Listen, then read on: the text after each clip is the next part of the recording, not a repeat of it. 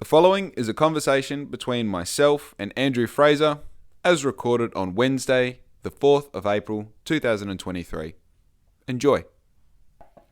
Oh, in your TED Talk, there's a really good thing that we've created art as like creative perfection rather than creative expression. Dude, I had to go back and listen to it again. I'm like, that's fucking exactly it. Yeah, that's cool. For so long, I've looked at this like art as a category. There's people who draw, or people who paint, or people who sing, and I don't do any of those. Yeah.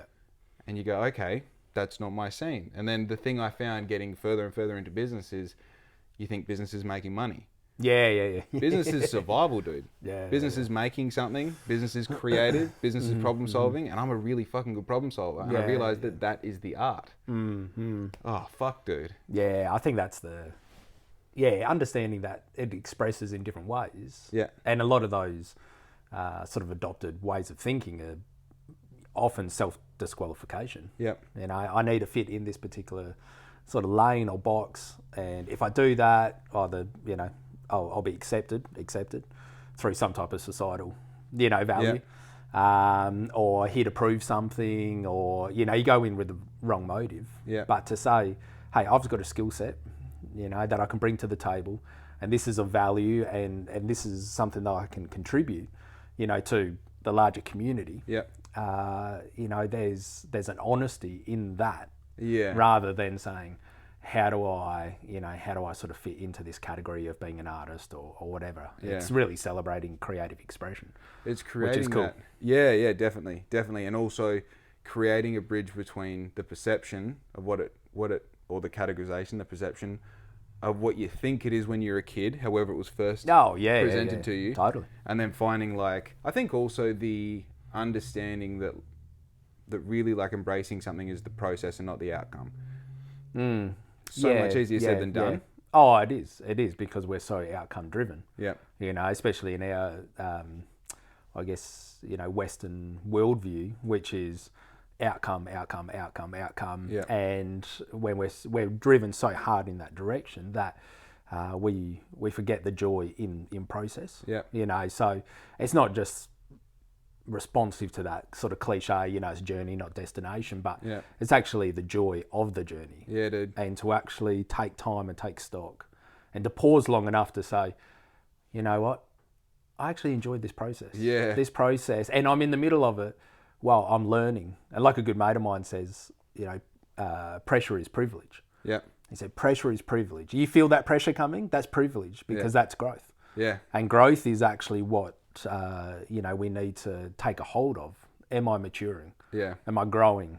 You know, am I expanding? You know, all those sort of words you can put to it. But ultimately to say, you know, to where I am today, is it different than where I was yesterday? Yeah.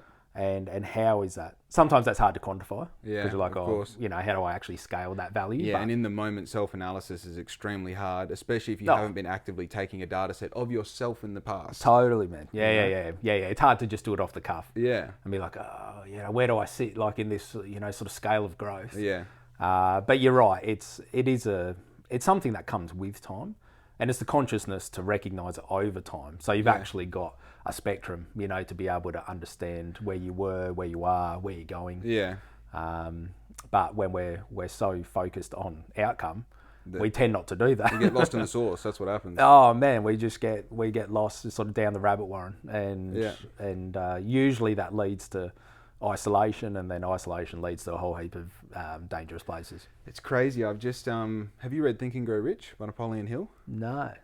It sounds like it's a book all about money. It's just a book all about mindset. Yeah. And the last chapter is about the outwitting the six ghosts of fear. And man, I'm just finishing that chapter now, and it's like it perfectly describes how through these six fears, which are like on the spot, I'm going to forget them. The one main one is the fear of poverty. Yeah, okay. The fear of poverty is the biggest creator of settlement for mediocrity and an average life and no growth. Yeah. Because it's like if I step out, if maybe I am an artist, I might lose all these things that I've already got. Yeah. I might end up on the street. You know, I've never heard of a rich artist and you come up with all these like reasons to procrastinate, reasons to doubt what could happen, reasons to come up with a negative outcome. And man, I mean, it's taken me it probably took me like 6 months to understand that when I first started this kind of new endeavor of black ink for round 2, it took me about 6 months to realize like, you're poor. You're fucking poor. That's it now. You don't have money. And the money you do have is for this one mission that we're on. You know? And then getting to the point where you're just like, oh yeah, I don't need clothes, I don't need food, I don't need whatever. You know, I'm all good. I'm living. I'm busy on the mission now. And then getting so far over that fear of poverty and not having anything and maybe this not working that you're just so focused on the process, on what does today look like? What is this job in front of me right now? What's the best possible version of that job? And executing and doing that over and over and failing and winning, you know? And you get to a point where it's like, finally, I've allowed myself to want more and to aspire aspire to have more than a life of mediocrity and no growth. Because it's like, man, if I can get over that fear, I can get over all the other fears. Then you go, well, what exactly is attainable for me in this life? And you start chasing it.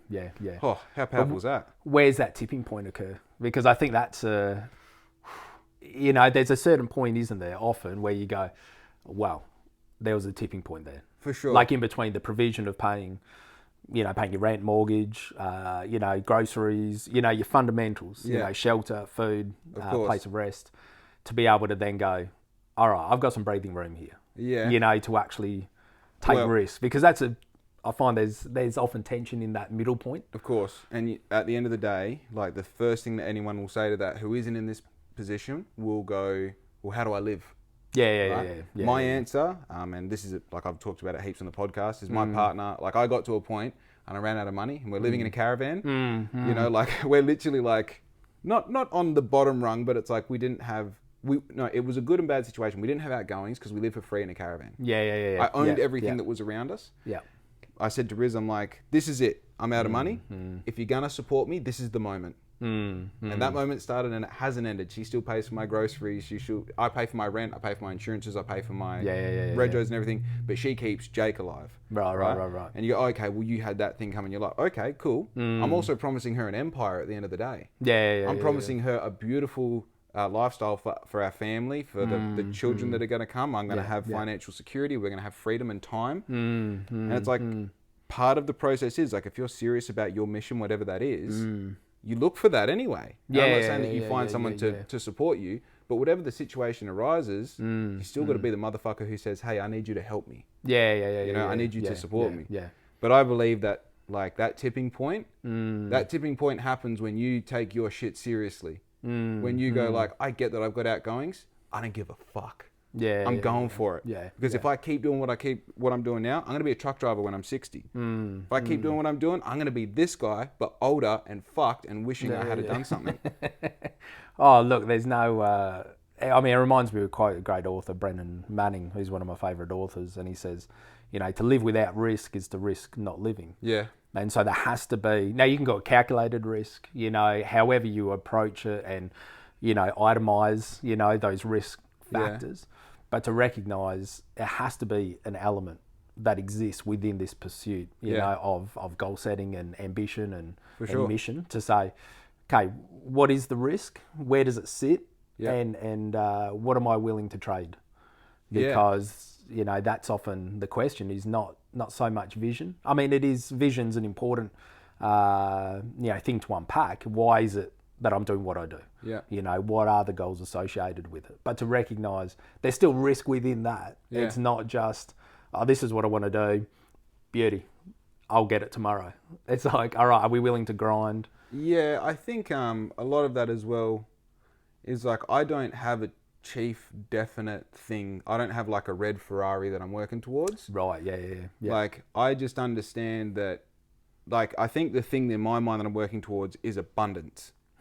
It's abundance. And whether that's in being able to be generous in my community, whether that's just strictly having 10 million bucks in the bank and 10 million coming in, or whether that's abundance of time or an abundance of health or a combination of all of them, and being like so stubborn on that idea of abundance and being so flexible on whatever path it takes to get there. You said like, what are you willing to trade in that? What's the risk there? And I feel like, have a real conversation with yourself. If everything isn't the answer, then go be normal, go be average. Go do that. And when you've got a problem with it, shut the fuck up and deal with it. Because you chose that, Because the thing is like, I think we take ourselves a little bit too seriously. You got 80 years to fuck around, you know? And it's like we get this family, we get a mortgage, and we get our career, and we get our friends, and we get a little echo chamber of what's going on. And then we defend it like it's the best thing in the world. And then we get jealous when we see someone else doing something better on Instagram. It's like we'll trade everything to maybe get something, you know? And at the end of it, if you don't have exactly what you wanted, you'll have a hell of a better story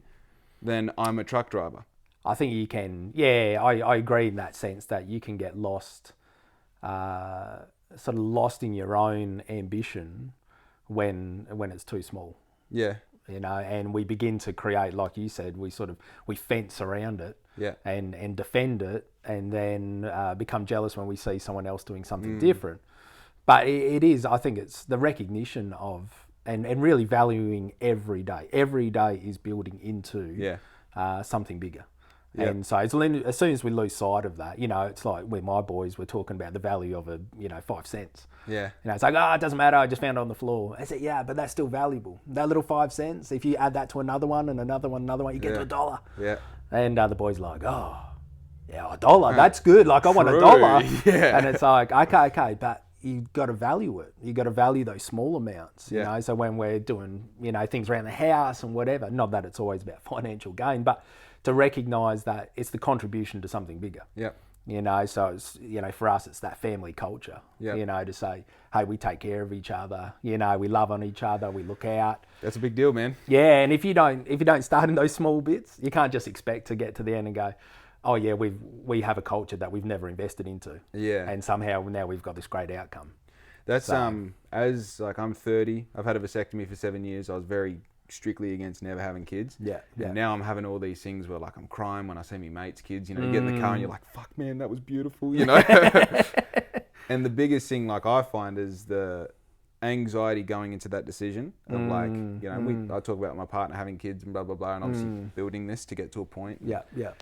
But it's like the part that I'm most excited and most scared about at the same time is exactly what you're talking about. Like that building a family culture. This is us. This is what we do. We have traditions. We have hard moments. We have great moments.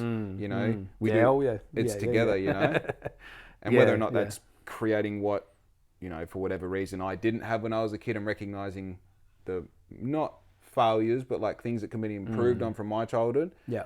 And like applying that, and then also like taking bits and pieces from everyone else that you hear about their experience as a parent and their experience as a child before. Big time. And then building this idea of like, but also like going into business, you have no fucking idea what it's going to be. Yeah. No idea. Yeah. And every parent says that, like, yeah, you can prepare yourself, but just you wait.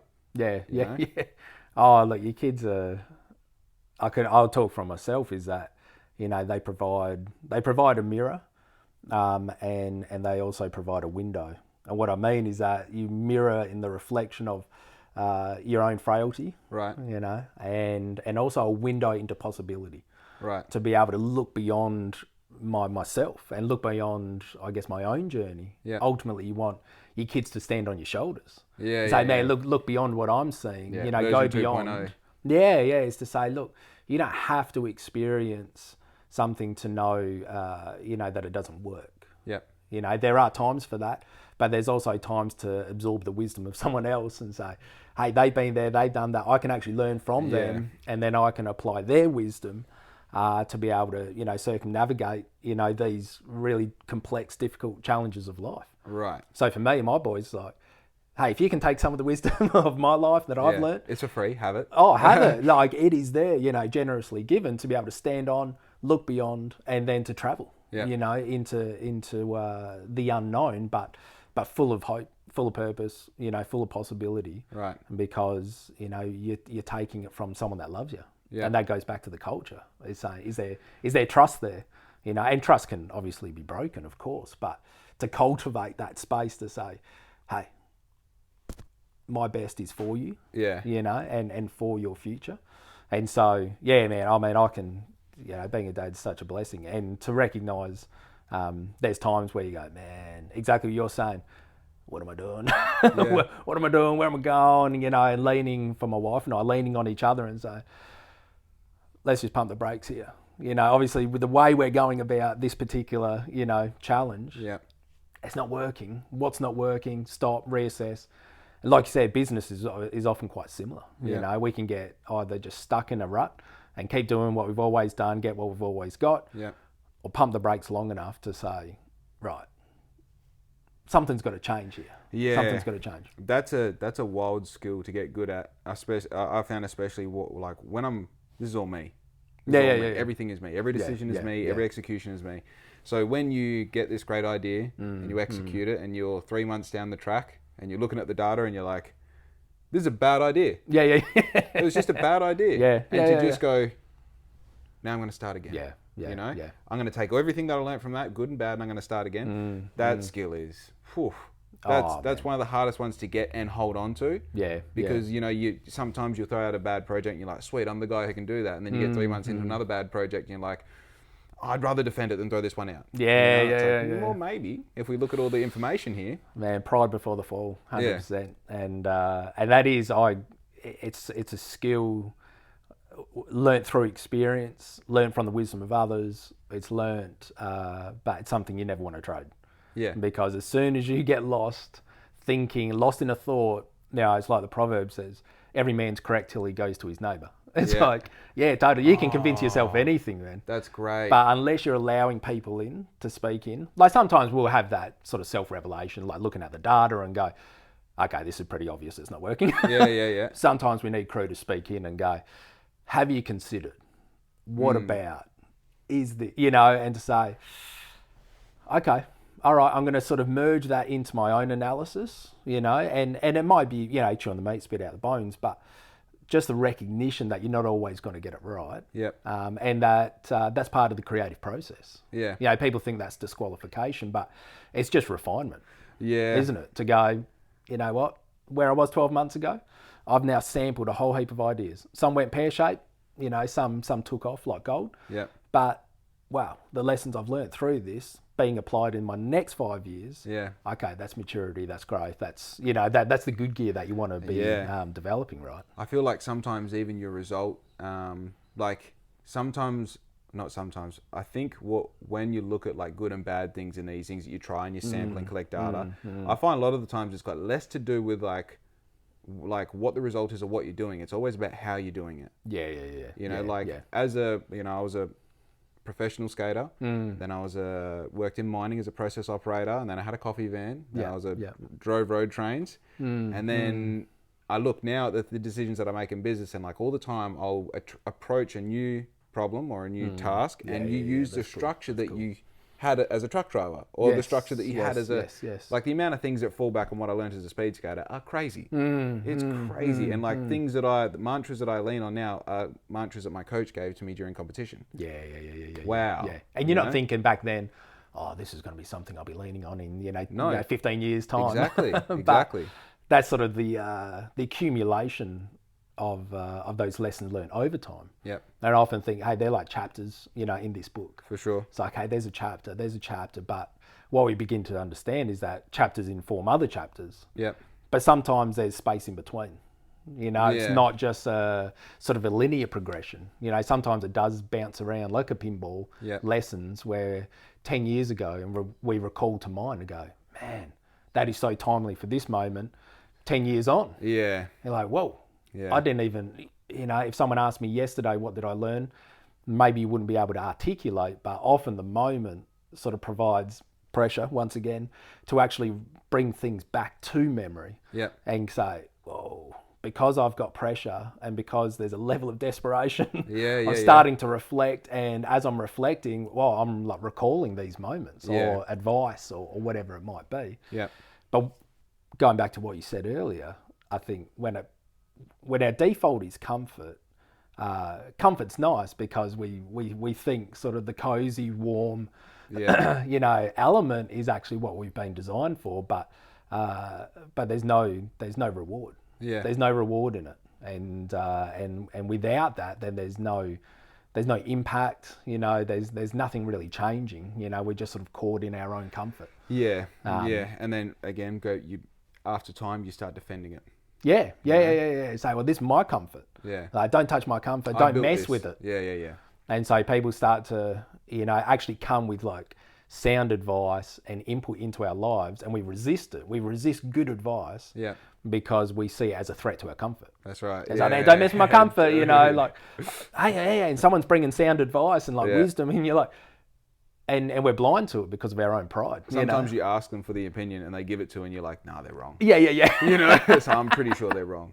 We ask for it because we think that's, we know deep down, sort of in the reservoirs of our own self, is that that's the right thing to ask. Yeah. But on the surface, we're resistant because of our own stubborn pride shenanigans. Interesting. And so we push back on it, right? And we go, I feel like that knowing it's the right thing to ask comes from the same place in your mind that actually has all the answers. Like I've found right.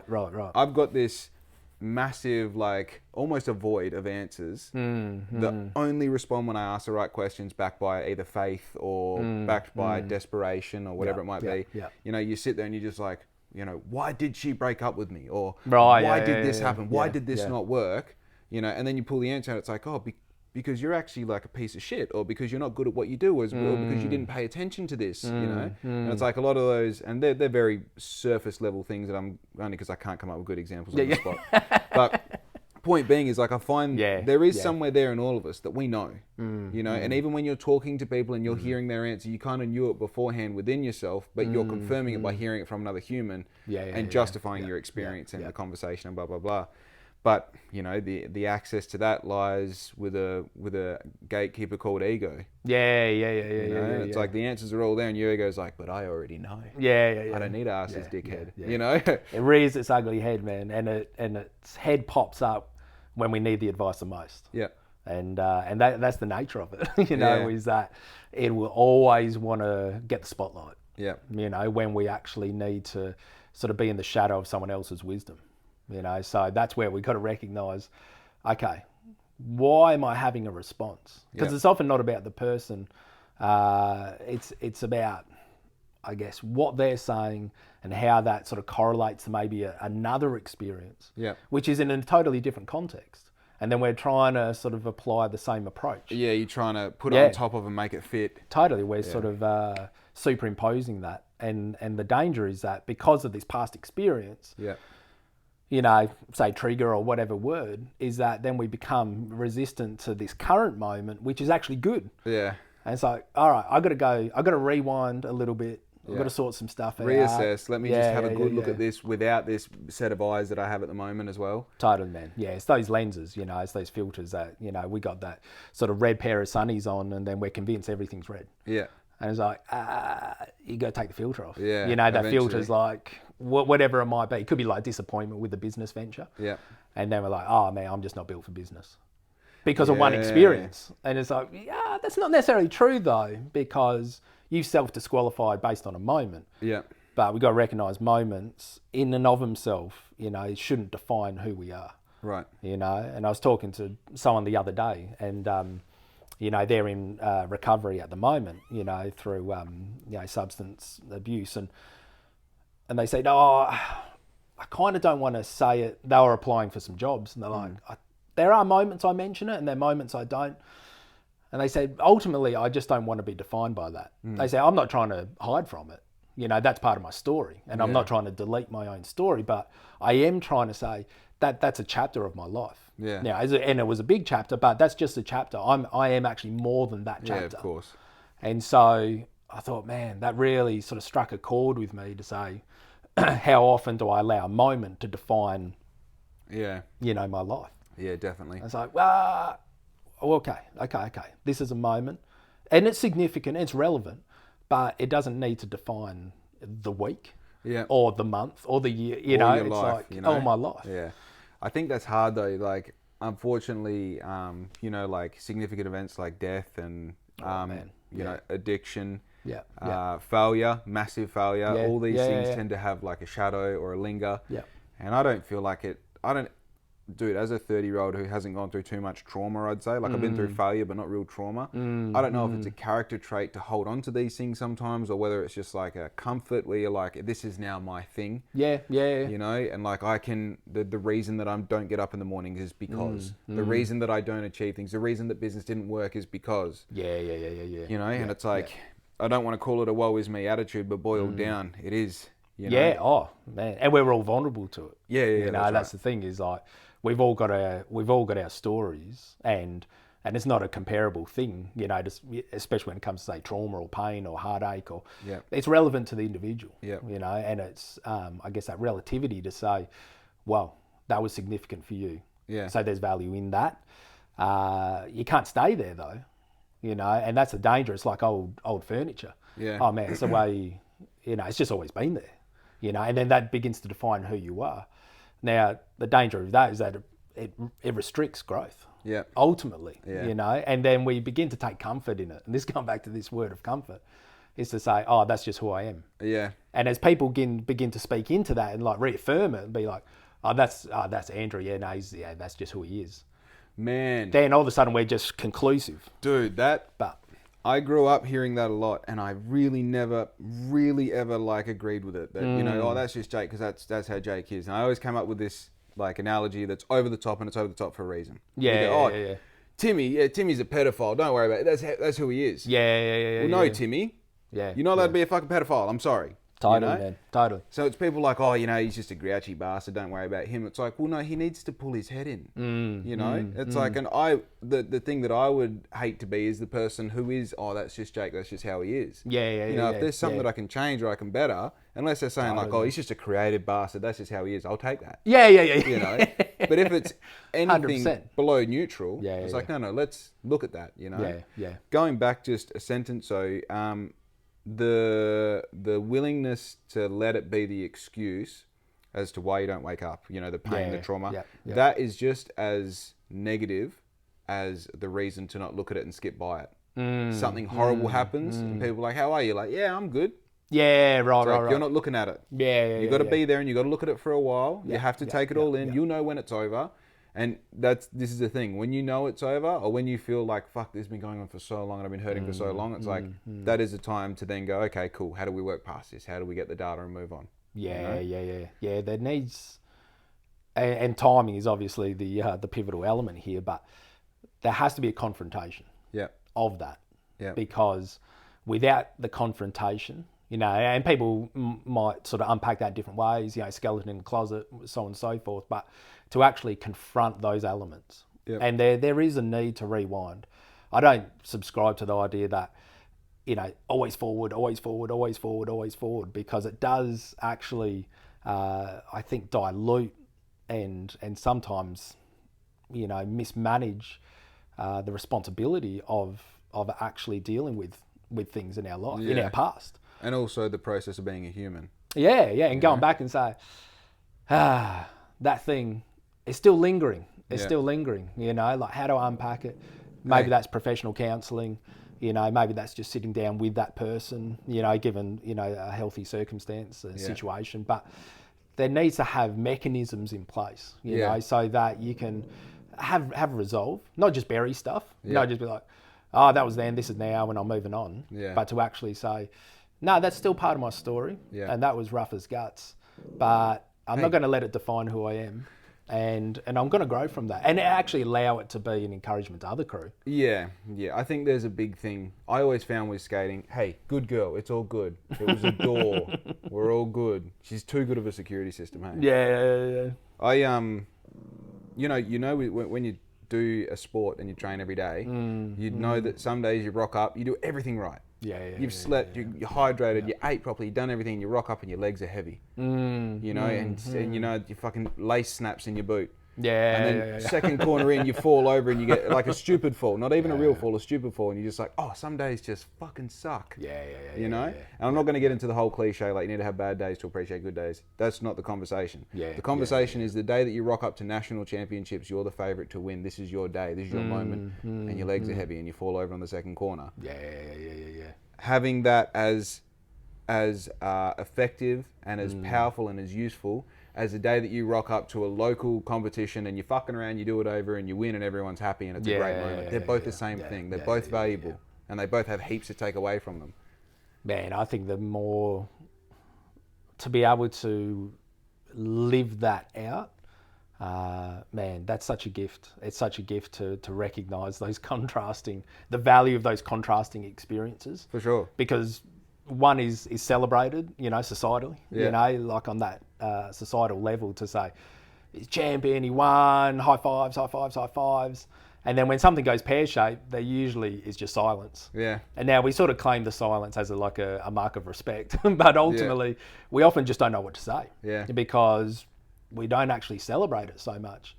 Often, like retrospectively, we do. We're like, oh, I'm sure you learned something out of that experience. But in the moment, that's actually where we've got to be vocal and go, mate, I know it's hurting right now. Yeah. You're going to be okay. Yeah. You're going to be okay. Tomorrow's a new day. And not just, palming it off. Recognising, hey, there's weight. Yeah. But this is a moment. Yeah, for sure. It's a moment that will pass. And man, that's served me so well in my life. And having crew to step in hard times to say, yeah, this is, there's no beating around the bush. It's like, this is just rough. Yeah. But this season will pass. Yeah, I know, just kind of delving into that, one thing that I've realised now as I'm growing, I've realised just recently, I'm like hell invested in community. I fucking love the idea of like giving people a reason to do things and like be together and that. And one of the biggest things I found is like, I get an emotional response when I see people in movies and TV shows and there's like, I know it's all fucking written and it's happening like that because someone wanted you to see that. But when something happens and someone's there and says the exact right thing, and I feel like there's been heaps of times in my life when there was just no one who said the right thing. They just weren't there, And it's not that they weren't there physically, it's that they were there and maybe they didn't recognise that moment for me, or maybe they recognised it and didn't feel confident or comfortable doing that. And the reality is, to be that person, you need to be such a bad, experienced motherfucker who is confident in going up to a stranger and being like, who's fallen over and you're like, hey, you okay? Here's my hand, come up, what'd you hurt? Like, I've got to be somewhere, fuck where I've got to be, you okay? And it's like, I'm now, as a bit of a side tangent, but I'm now trying to like exercise that muscle. I'm trying to get good at that, because I want to be the person who has fallen enough times to know that when you fall, I know exactly what that feels like. That's fine. Let's go. Let's go get a coffee. It's chill. It's today. It's not tomorrow. There is an intimacy through pain, and it's a hard thing to. There's so much emotion wrapped in these experiences that it's not something that you're going to sit, unless you want to look like a complete muppet, but it's not something you're just going to sort of sit someone down and go through sort of theological unpacked lesson, but there is intimacy through pain.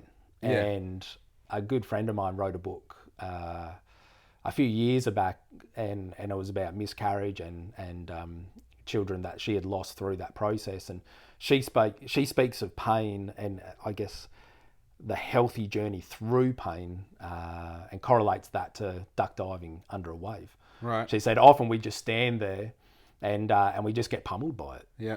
The waves coming, that pain, that trauma, and it just takes us out.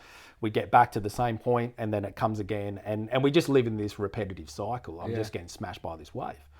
She said the duck diving is how to actually move through it. But as you duck dive, there is this moment of fear. What if I don't come up the other side? Yeah. What if I get lost in the act of duck diving? Yeah. And how that, I guess, one takes courage. It takes community. It takes the intimacy of community of people to have that empathy and to be able to support and say, duck diving's what you need. You don't just need to be smashed by this again and again and again. There is actually a way to move through it and under it, and it's going to feel like you're drowning. Yeah. Halfway through it, you're going to go, this is the worst decision I've made. Yeah. And I should have just let it take me out. I should have just stood where I've always stood. Yeah, and done what I know. Yeah, and done what I've known. And to an extent, I understand that because we have, these sort of formulaic responses. Yeah. A plus B equals C. And I know that, and I can control that. Yeah. And so that's what I'm going to apply because I know a particular outcome I'm going to get. Sticking with the devil we know. Mate, and it's an attractive thing. If it wasn't attractive, we wouldn't do it. Yeah. It's not something that has, we recognise the comfort in it. And because comfort is often our default, we gravitate that direction. But then there's the dissatisfaction as well that we got to wrestle with, which is where the duck diving comes in to say, is there another way?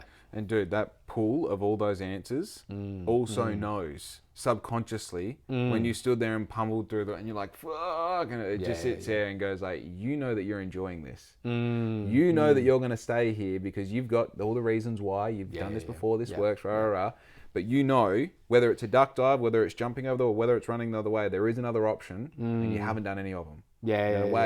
Dude, I feel like, you know, like I had a missus that cheated on me like fucking crazy amounts. And the best thing I ever did was like looked at myself and said like, dude, that was your fault. You were with her. You knew she had that tendency. You know, it's like you knew that was, and you thought that you were different. You're the dickhead. Right. Not her. You know what I mean? Player's going to play. That's how it's going to work. Yeah. I think that applies across the board. You know, when you win, that's your fault. When you lose, that's your fault. When anything happens, that's your fault. And this goes back to that in a similar way, like I'm betting everything. So if it all fails, that's on me. I'm happy with that. But if I win, fuck everyone. I decided to win. You know? And like I'll be generous with the winnings. I can't wait to have something to give. But at the end of the day, like if there is abundance there, I can say like, fuck yeah, I took responsibility for everything I wasn't good and everything I was good at, and I refined my style. I shaped myself into a legend, as I say in my prayers. There is the responsibility of our own actions and own choices. You know, there are things on the peripheral, and because we're not islands, I mean we can be, but you know, we're not designed for that. Is that our stories continue to overlap with the people around us.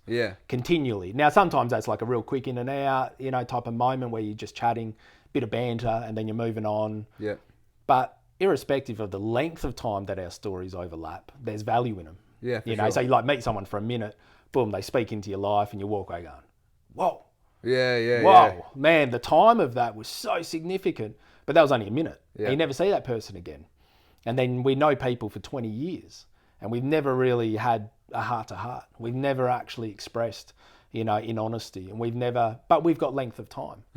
So we can't always go, right, length of time correlates to, you know, depth. Value and quality. And because we can just sort of skip through life and sort of overlap our stories. But then there's moments where you find something out about someone, or they've gone through something, or you're like, I didn't even know that. Why don't I even know that? It's because my life's not actually sort of woven in with theirs. You know, like on a surface level, yes. But when the rubber hit the road, I wasn't a person that they wanted to share that with. And so to have that self-reflection, like you say, to take responsibility and go, okay, I can't be that for everyone. Everyone can't be that for me. But who are the people in my world where I am actually being vulnerable with? Yeah, dude, that's a hard one, hey. I had a... Without going into it too deep, because I'll be able to figure it out if I say too much. But I have a very good friend who made an interesting decision recently that made me really question how they make their decisions. I got on the phone to Mum. I'm like, can you fucking believe you did this? Right?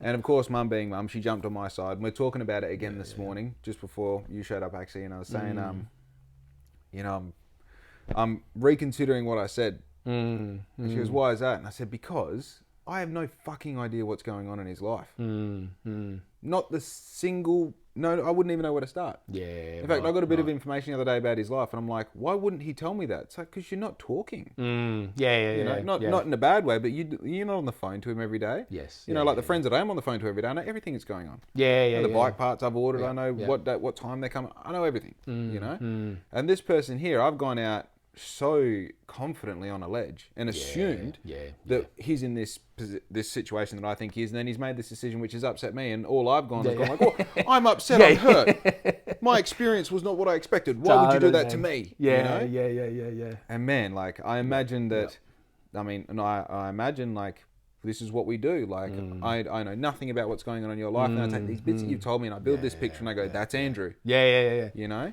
And then you do that with, I mean, I do that with my partner. I do that with my close friends. I do that with my customers, with my audience, with my community. But the reality is, you know, fuck all.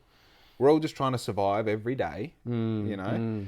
Oh, what a bizarre... man. We're so quick. And it's a great comment that, you know, we dump our assumptions on people based upon our own opinion which is driven by our own emotions. Yeah. You know, for the purpose of, we don't know why. It's the purpose of closure, I think. Well, that's a good point. Maybe it's closure. Maybe it's sometimes we just want to have an opinion on something. Yeah. You know, and that's been a challenge, you know, to me. And often my wife will call me out when I'm trying to like give an opinion on something that actually has no relevance. Yeah. And I don't necessarily need an opinion on it. She'll be like, it's okay to say you just don't know. Yeah, and I was dude. like, oh, is it? And so we're led to believe that. And I think, you know, I'm not trying to handball responsibility. Maybe this is the, you know, the point we're raising is that social media, you know, there's different, you know, channels that are driven by commentary, driven by opinion, you know, so on and so forth. And then to get caught up in that and to say, I need an opinion on this person's life over here. Yeah. When really, actually, all I need to do is just flick a message and say, hey, thinking of you, love you. Yeah, yeah. It's not an opinion, it's just stating a fact. Dude. Rather than, and that person might open up and say, hey, I'm going to let you in, but you're not extending love in the hopes that they're going to let you in as a driving reason. You're just like, oh, yeah. This is just, you know, just a reminder, man. Love you, thinking of you.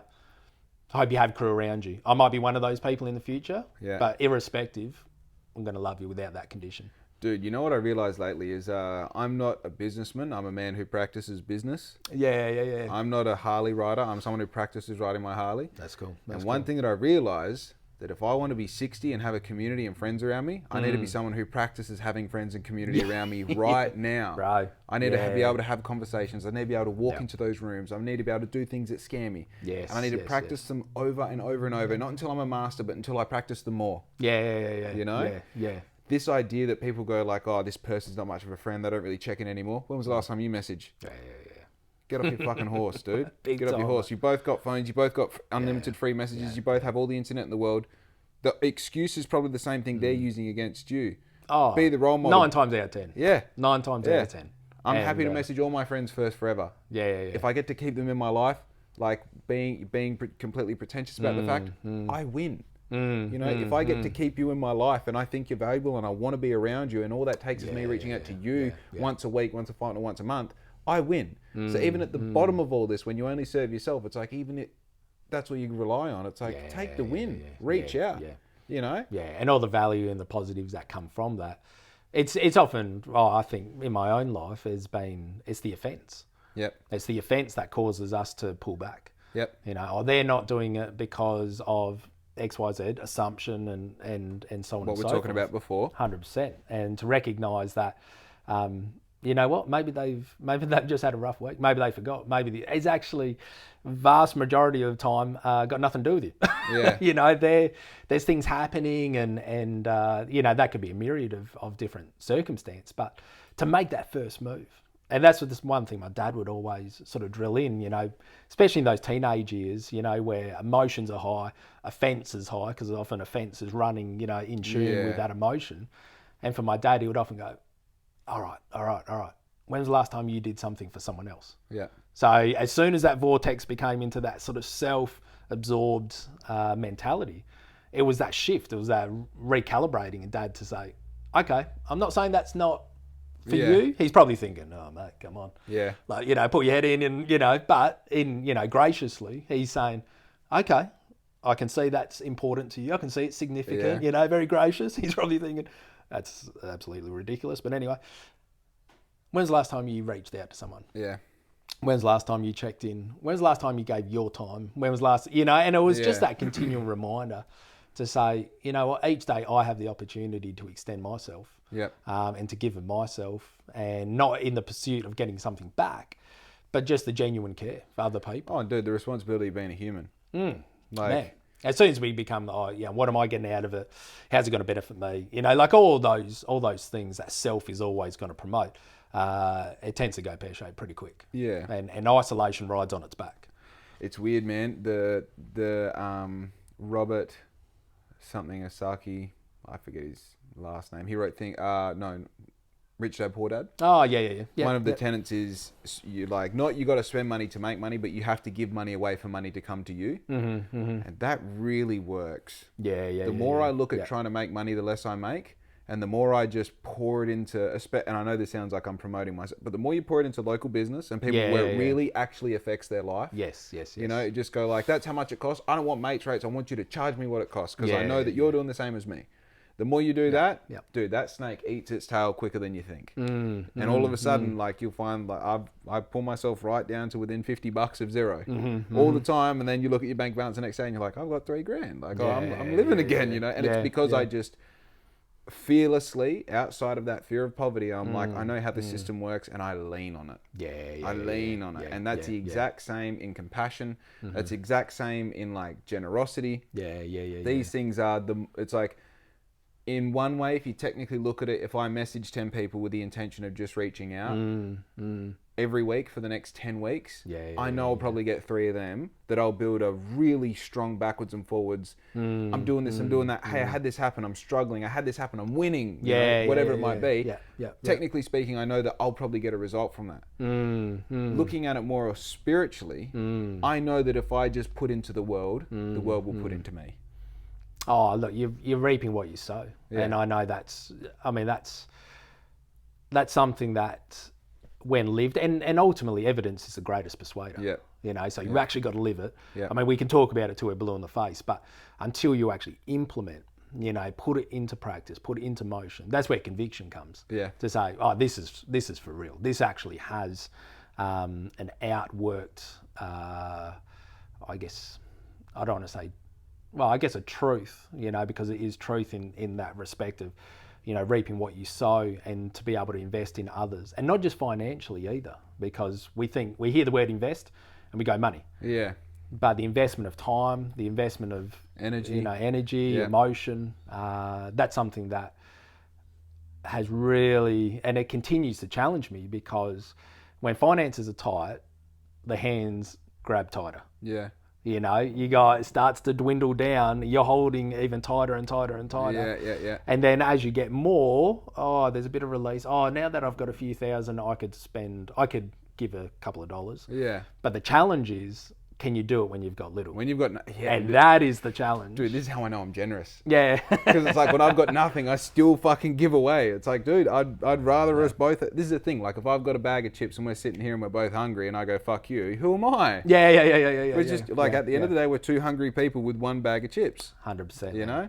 And as soon as we begin to, I'm always wary if a conversation in chatting with people and also in reflection in my own life, if the language begins to turn towards when I have ... I will do ... As soon as that language begins to come like, look, I'll be generous when I get this. If I had $1 million, I'll give half it away. And it's like, nah, man, because it comes back down to the heart. You know, if you're generous with little, the indicator is that you'll be generous with much. You know, if you forgive little, you know, forgiven much. To be able to actually extend out of a practice rather than a self-promotion. So it's the bag of chips. Like, mate, I'll break a half a Tim Tam. Although a good mate of mine, when we tried to do that once, I was like, just have it, man. He's like, no, let's split it. I was like, nah, I kind of want one or none. And he's like, man, I just want to split a Tim Tam with you. I was like, it's all good. No, honestly, I'm giving you my half. I'm contributing. He's like, I know you want it. I was like, I do. I want the whole thing. I want the whole thing, man. I'll tell you what, bite off the ends and I'll have the first suck and you can have the rest. He's like one of my best mates, and it was just this like weird. We'd been traveling for a while. It was like this sort of like weird like little tension thing when you're living on little.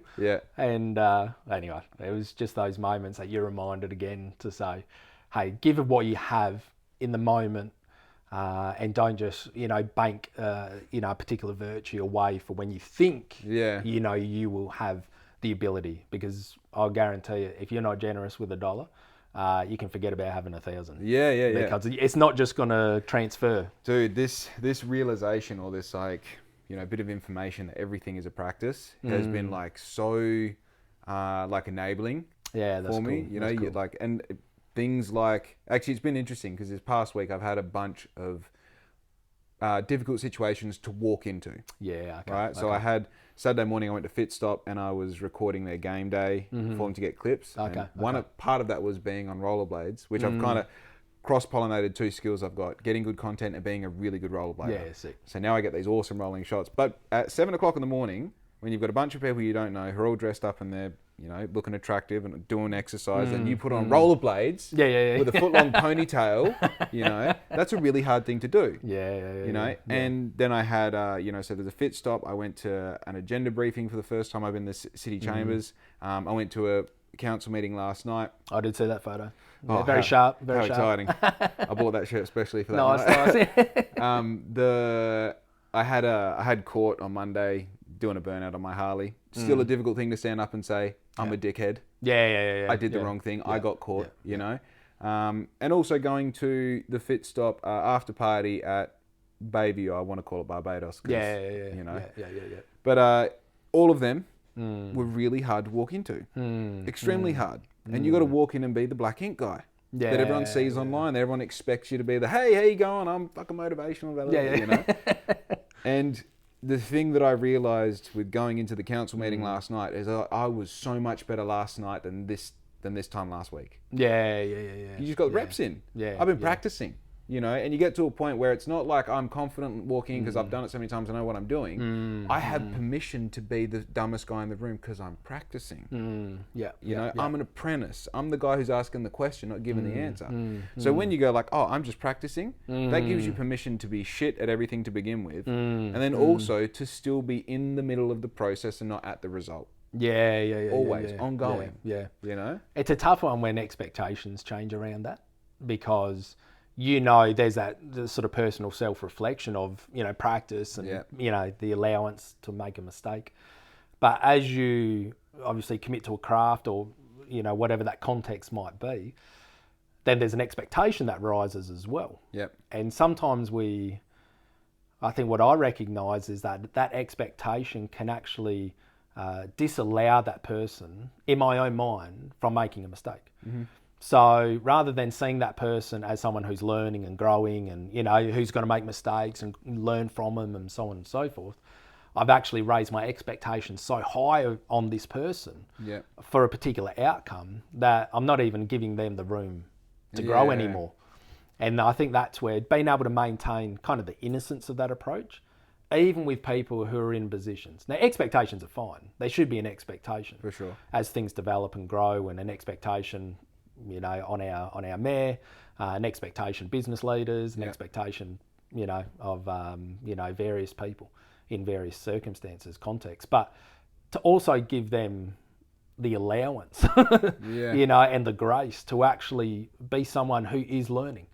And to recognise that as they do something, we're not just jumping on them, you know, it's like, take their head. It's like, okay, what was, and it's hard to quantify once again to know, all right, well, what was the motive of the person? Because you know that most people making mistakes, their motive's still good. They just gave it a crack, it didn't go the right direction. How far the impact of that decision obviously depends on, you know, the sort of the scale of the choice. But to recognise, hey, this person's given it a crack. You know, it didn't work out, but it doesn't make this person a bad person. It also, it's easy if you want to look for the positive there, is this is the sort of person who gives it a crack. And this is the type of people you want to be rubbing shoulders with, is to go, you know what, this person, it didn't work out. I think that's pretty plain to see. But they gave it a go. They lived with risk. They actually are able to hopefully take away from this, grow, mature, so on and so forth. But if you're just hanging out with people who are talking about taking risk all the time, you become a person who talks about taking risk. That's all you are. And all it is just opinion-driven, you know, echoes. You know, and ultimately, for me, I know my own journey. I had to get to a point where it's like, hey, I love you, but I need to start taking some risk. You know, it's like, oh yeah, but just do this. I remember a time where a good mate of mine, I was at a real cross section of life, sort of where to go, and I was offered my first salary. You know, I never had a salary, or never, you know, been employed in that way. And for me, it was like, whoa, just seeing a number. So, you know, like, this is what you'll get if you give me a year, you know, of your time and skills and energy and so on. It was like, wow, I think it was like 40,000 or something like that. But then there was this other pathway, which is basically no money. And it was upskilling.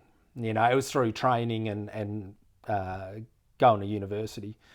even though that only lasted a year. But I knew that was sort of the path less travelled, as it were. Yeah. And there was a lot more unknowns. You know, I've got the known, which is the 40,000 sitting over here. The security. And it was a good opportunity. It was a good mate who's still one of my best mates. And so it wasn't a bad thing. But to actually discern in those moments and say, where am I going to grow? Yeah. And I knew in my gut it was the unknown, no money venture. Yeah. And thankfully, you know, this mate of mine was wise enough to support that as well. Yeah. He just said, mate, if you go that direction, I'm all for it as well. All good, go for it. Like, I'd be stoked if you come with me. Yeah. But if you go this way, and look, at the end of that year, I said to him, I was like, I don't think I want to continue, doing this university course. And he said, why are you feeling the pressure that you do? I said, just the expectation, like expectation from the uni, expectation from the lecturers. And he just said, have you grown? I was like, yep. Sweet. He's like, brilliant. Got it. He said, where are you off? And I ended up, the story goes, get engaged, moved to Canada, got married, and, to my beautiful wife, Drea. And here we are back in Bunbury and, and all the chapters in between. Yeah. But just that question, have you grown? All right. Awesome. Yeah. Well, take that forward. Yeah, for sure. And I said to the lecturer, I said, yeah, I'm going to wrap up. He's like, what do you mean? You've only done a year, mate. Yeah. I said, you know what? I've learned what I needed to learn. Yeah. Because I don't actually intend to become, I was studying interior design.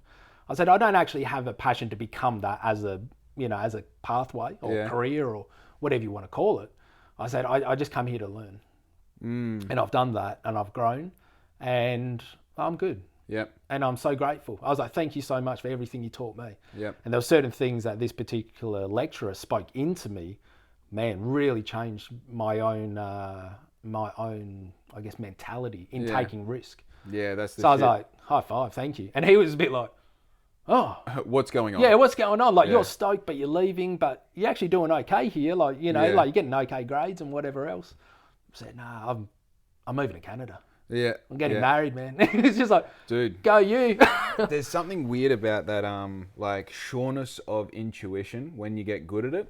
Yeah. That people see and they're just like, how are you doing this? And you're like, I don't know, but it's the right thing. Yeah. I'm good. Yeah. I'm good. Yeah. And like, even if this takes me further into poverty, further into like discomfort, further into pressure, I'm there for it. Yeah. I always feel like if you feel like you want to touch the wet paint, touch it. Go on. Yeah. What's the worst thing that's going to happen? You're going to fuck up the paint job? Who cares? Yeah. It's life, There's something so, like, my like 3 biggest moments of last year, and I reflect on these a fair bit, almost day to day, were moments at the time that were so devastating. I didn't know how. It's not that I didn't doubt myself that I was going to progress. I just didn't know how I was going to progress from there. It's like they were my foundations of like what I thought the future was going to look like. And now I look back on them, it's just like, man, that pressure was such a gift. That rug pull was such a gift. And something there created a situation where it's like, right, we can either go with my, I want to say common sense, or like, let's say common sense that goes like, you're a truck driver if you ever need to be a truck driver. But my intuition was like, fuck being a truck driver. Cut up your license. Go lose it if you can, so you burnt that bridge and you can't go back. This is the time now to go deeper. You know? And I feel like those situations, like if you're so blessed to have them, and I say blessed because to be in that situation to begin with, you need to be risk taker. You need to be someone who said, fuck it, I'm going to go for it. I'm happy if this does or doesn't work out, I'm going to give it a shot anyway. And it was similar as well. I was in like a almost salary position. So when it fell over, it's like creatively I didn't know what to do. And then financially, this thing that I'd gone like, this is the thing that means I can keep doing this dream of mine, which is now kind of in the background or off to the side. Now it's like, well, do I go drive trucks or I go focus back on the dream? It's like, bro, you know what the dream is. That's half the battle. Go do the dream, And of course, your intuition saying like, well, that's what I really want to do. So then you got to tell your common sense to be like, I'm going to go do that. Oh, look, implementation. That's always, I talk to a lot of crew, whether it's like workshops in schools or, consultancy work and different things, is that there has to be implementation. So we can have strategies and mechanisms and like all these words that we use to sort of like scaffold these ideas, but ultimately you've got to implement it. So we have to provide something that gives evidence to what we're talking about.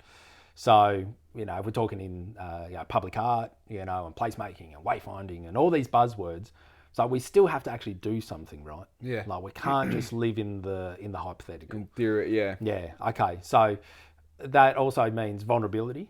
Yeah. That also means copping maybe a bit of abuse when people don't agree with it or align with it. For sure. But what we're trying to do is create connectivity, Right. you know, between people, and for those stories to overlap. But it has to have implementation. Yeah. So as soon as I get caught in a meeting where I'm starting to see the red flags of no implementation, Yeah. I go, hey, let's just stop here. What's actually going to be applied? Yeah. How are we going to apply it? What are we doing? That has to be in this equation. Yeah. Because I'm not here just to go around this sort of loop. Now, it's okay to, you know, critical thinking, you know, being able to explore, and there is a time for that, but it has to have action. It has to have action. I understand that some process moves slow. Yeah. If the process moves too slow, I can't be bothered. Yeah. I don't know.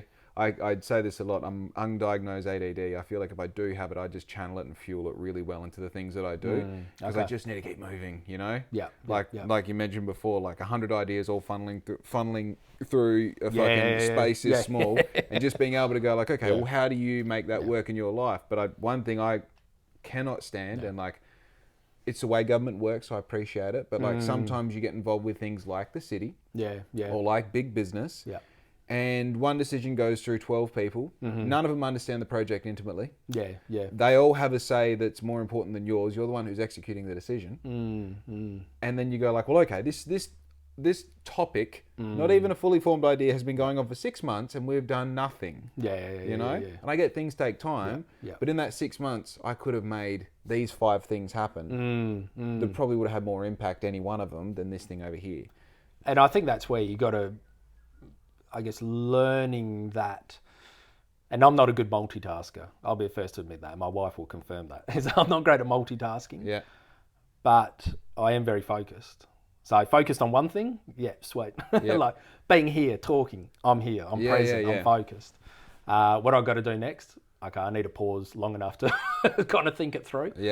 But to be able to multitask and carry those things at the same time is a real skill that I'm slowly learning, is to say, I've got a big thing here that's going through this crazy slow process, approval processes, you know, boxes being ticked and so on and so forth. But in order for me to stay engaged with that long, slow burn process, I've got to have 5 things cooking over here. Dude, And that's where the 5 things cooking that have momentum, that have a quicker turnover, that gives you, I guess, a sense of momentum to stick with the big, long, slow thing. I think that gives you the small wins you need in between for the big win to take place. Yeah, a good mate of mine said, he's like incredibly busy bloke, you know, very multitask oriented, multiple businesses, so on and so forth. He said, one thing that I always enjoy is doing the dishes. He said, because in the midst of all of these spinning plates, unknowns, things that are going and they're not going to be resolved in 24 hours. They're probably not even going to be resolved in a week or a month. They're like some big cogs turning. He said, one thing I always enjoy is doing dishes. He said, because I know that there's going to be a start, there's going to be a process, and there's going to be a conclusion. It's a win. 20 minutes? Yes. In the midst of the shenanigans of my day, I know that I can complete a task, and there's a level of resolve that comes with it to say, okay, there's a lot of things that are unknown, but what I can know in this moment is that those dishes are going to be clean in my cupboard in 20 minutes. Dude, I've got 4 things that break the static of being creative and being an executor, so to speak. Going for a ride on my push bike, 20-minute power nap, doing the washing, doing the dishes. If the weather's bad, do one of the other 3. If you're too, like, you've had 3 coffees and you can't sleep, do one of the other 3. If there's do one of the other. There is always something to be done. And even if it's windy, you'll get more out of a shitty ride than you will than trying to keep on this bullshit train of static that I'm, And this goes back to the, I guess, conversation or reflection on what is productivity. What does it mean to be productive? And so we often correlate that to the idea of being busy, but we understand that we can be busy and unproductive. And we can get a lot done in a short amount of time, you know, with a particular approach or, you know, applied skills. And so that's something that I had sort of grown up in the mentality that because, I mean, I never had a job, really, like a paid job outside of delivering the Bunbury Mail. Yeah. Which I'd say if you grew up in Bunbury, you know, in the 90s, Dude, like... I did it. You delivered the paper. Like, Yeah. that was the only way, you know, hustle for a bit of money. Did the Jalore up run. No, bro. So that was kind of this... I didn't really have a job. What I wanted to do was do some screen printing. I wanted, like... I ended up, like, drawing on mates, like, bodyboards and surfboards and, like, a little bit of money here and there, and had some amazing crew in Bunbury to support that, older crew who were, like, championing that creativity. But there was a tension there to go, I don't feel like I'm being productive. Because I'm not busy.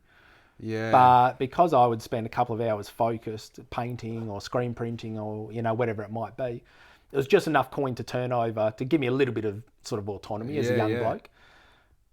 But what I recognise is that creative practice, the return of value, or the return of the investment, was actually creativity. The creativity was the return of investment. Yeah. So the investment was time and applied skill. Yeah. But the actual return was creativity in its, I guess, momentum. Yeah. So that by doing one, you know, applying one sort of set of skills, screen printing, then fueled another idea. So as I wake up the next day, it was like, oh, I've got a real sense of purpose, even though I'm not employed in its traditional way. Thankfully, I had parents who really advocated for that. Yeah. And sort of saw, I think, some of that like entrepreneurial, creative, out of the box sort of Something thinking happening. There were some times where it went totally pear-shaped and I had no money and no creativity and I was oh, what am I doing? But for the most part, it was people around me saying, right, find ways, you know, like keep creating. Well, the idea of like that, Rogan calls it like idea sex. You know, if you've like done this thing and you have that idea in your head, and you've done this thing and have that idea in your head, sometimes it's the fact that you've done both and you can sit and go, and you cross them over and you're like, oh, there's holes in the cheese here. Wait, what does that mean? I've done screen printing, I've done vinyl heat pressing. Then you go, I wonder if I did those two together. Does that work? And even if it does or doesn't, now you're starting to use that creative imagination. You're pulling this idea and that, and let's move that idea. And then I start talking to Andrew about it, and he's got all this experience, and then our ideas then merge. And it's like, bro, that's, you realize now that sometimes when you're pulling out the weeds and you don't want to do it, you're like, it's part of a bigger picture, you know? This is part of it. Like, this is my story, and I don't know how it ends. I don't know how the next page goes. I don't know what the next sentence is, but I know that right now I'm weeding. And then later on, you're doing a design, and all of a sudden, a weed fits perfectly in the background. You're like, God damn it, it's all part of it, you know? That's that seasonal reality of life, is that, you know, you're not always getting fruit on the tree. You know, you're planting, you know, you're fertilising, you're pruning. And to recognise that they're all parts of growth. And so without that pruning, you know, there was a great, you know, just a couple of weeks ago for me at church, you know, talking about pruning and the gift of pruning. That pruning is out of love. And so if we associate pain with something negative, you know, then we actually misinterpret when it's pruning for growth. And so we can go, oh, it's there to harm me. I'm feeling pain, it's harm. It's not necessarily harm. Sometimes it is, and you've got to actually create a boundary, separate. Maybe it's a relational thing, like we were talking about earlier. But if it's pruning, you don't want to bail, because that's actually causing the growth. Dude, I hate pruning my plants. I know that's taking it down to its very like physical, elementary level, but I hate it. I feel them. You know what I mean? I feel them.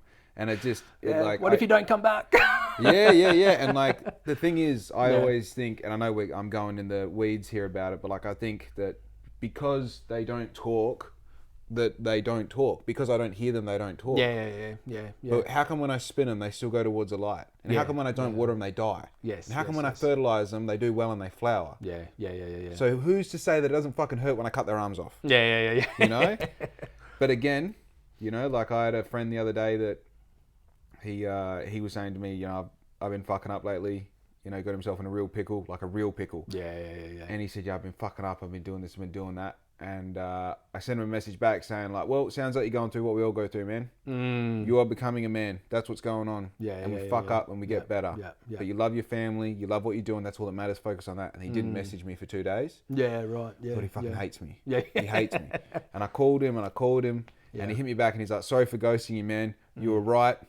I had to accept it. I had to take it on board. And it's like, God damn, that was some pruning that I wasn't comfortable with doing, but I knew as being a good friend, yeah. you know, and that's the thing, again, the responsibility of being someone's friend, being someone's like, in a way to him, I feel like I might be a bit of a role model or a mentor, the same way he is to me in particular other ways. Yeah.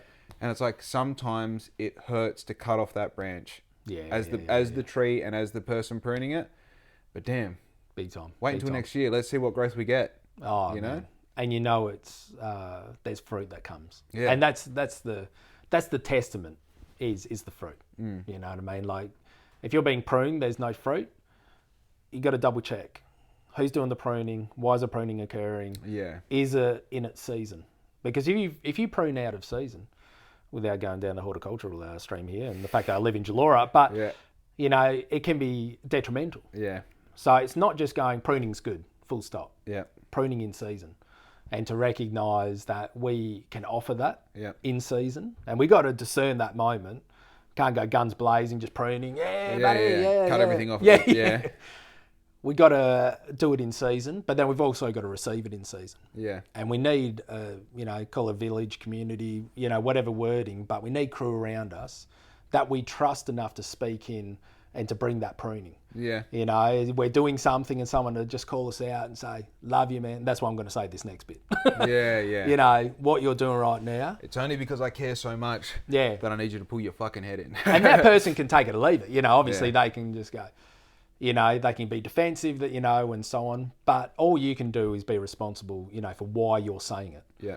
You know, so to go, look, if in doubt, give it 24 hours. But to go in with a heart, hey man, I'm doing this out of love. Yeah.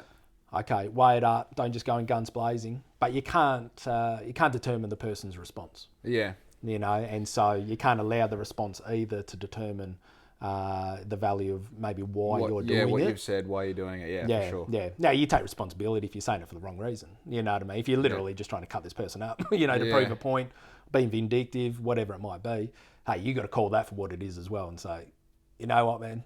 Even though that might have been good advice, my motive was way out. Yeah.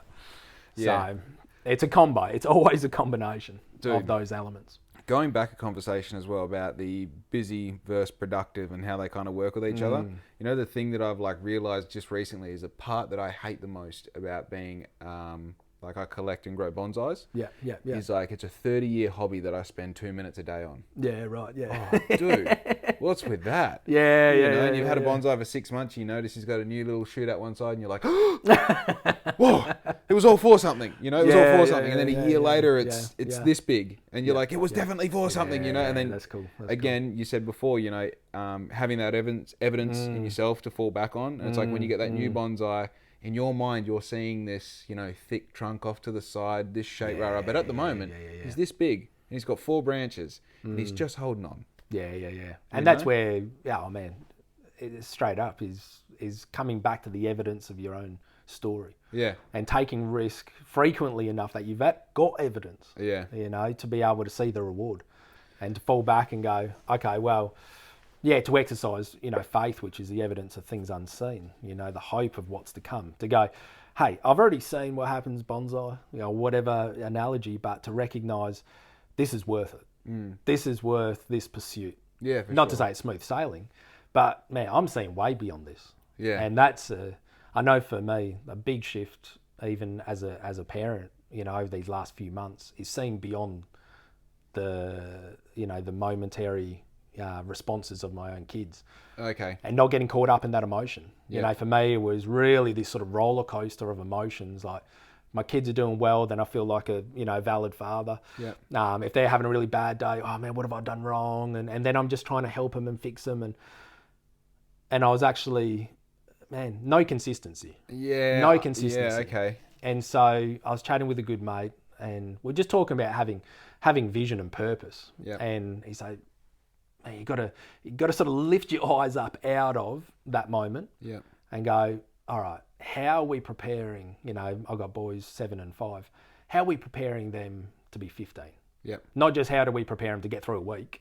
How are we actually preparing them for 10 years? Instilling values and morals rather than quick answers and quick gratification. Yeah. And it's the quick gratification. That's exactly right. Is to go, if our pursuit is just to make people feel good, well, you can forget pruning. Because that doesn't feel good. But if our intent is for their good, you know, then we have this longer perspective to go, actually, when I'm talking about your good to my boys, Yeah. I'm thinking beyond just now. Yeah. I'm thinking way down the track. Yeah. How do we prepare you? How do we equip you? You know, to provide, you know, those tools to be able to be a healthy, loving, contributing, outward focused individual. I think you're really breaking down the problem that society at large is facing at the moment. That we're listening to everyone's offence and decision and opinion and thought and all that, and just going like, there's a bit out there as well. No pruning, no pruning. You're Yeah. No, is that how you feel? That's what you are. Yeah, of course. Yeah, and you get to a point where it's like, hey man, do you know what would be really helpful? If I just punch the fuck out of you. Yeah. If you were just on the ground and you're like, what happened? Yeah. And you had that moment of like, why did that happen? Yeah. Where did this start? Yeah. I don't understand. Because man, this not pruning and like again, I'm a parent. I don't know. I'm a very isolated businessman in Bunbury. I don't know. I'm prefacing it with I don't know, but just the conversation of giving children the ability and the decision on something so massive as their gender or their sexuality before they have any concept of what it is. You know, like I'm 30, I just figured out what's going on like 6 months ago. Yeah. At 12, I was fucked. Yeah. I had no information. I had no data. I was purely a product of the experiences that I had, which even as a 12-year-old was a lot more than most people. I travelled so much when I was young. Had moved so many schools, done all this. So I had heaps of, I still had no idea. I'd seen more culture and more like different environments and perspectives at that age. And I was still working with this. Yes. Yeah. You know? And now at that age, Yeah. your parents go to say something to you and you're like, I know what my rights are. Your rights as a 12-year-old is to endure whatever fucking happens. It's not to push your parents into a box of not being able to do anything or not having to listen to them or because you got all the answers on you. Dude, what's going on? You know, and I know my example of like punching the fuck out of someone is pretty bizarre, but it's pretty bizarre that we just give them everything and anything because what we're scared that they're going to be offended. I don't know. I don't know anymore. Yeah. Well, that's the distortion that begins to come in. Is that if the pursuit is emotion, and so to elevate emotion over the well-being of an individual, is that if we sort of lump that together, as in if I can make this person feel good, then they're doing good. Right.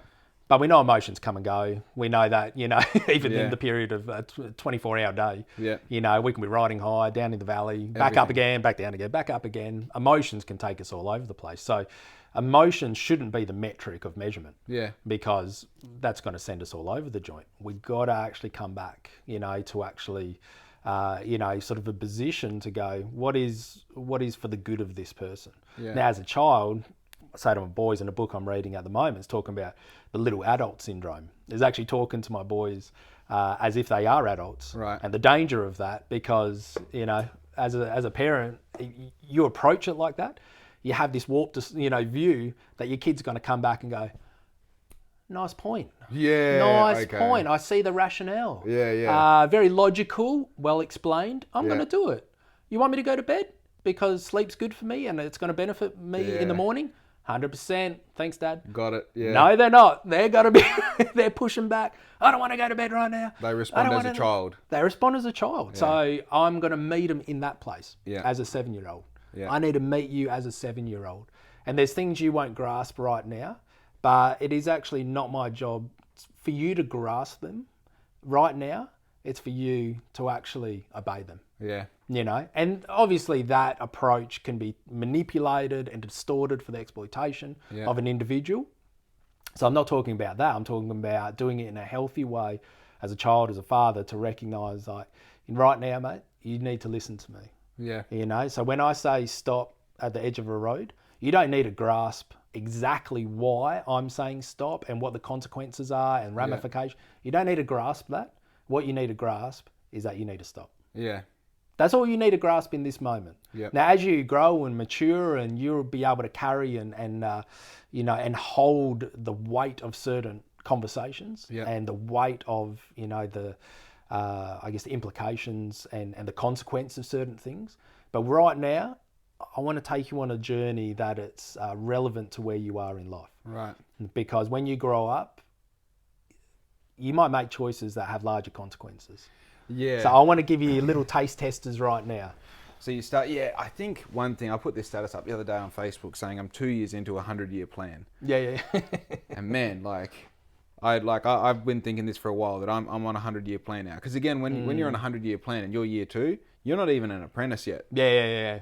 You're literally on the orientation day figuring out if you like it or not. Totally. Totally. And I think the thing about being in a 100-year plan, when I look at people, I look at it as if I'm going to be having this conversation for 100 years. And instead of having the instant gratification of whether it's a win trying to tell a child what to do, or whether it's trying to prove to this person in this conversation that I'm this guy, that, black ink stormer, rah, rah, rah. It's like it gives you permission to just A, chill.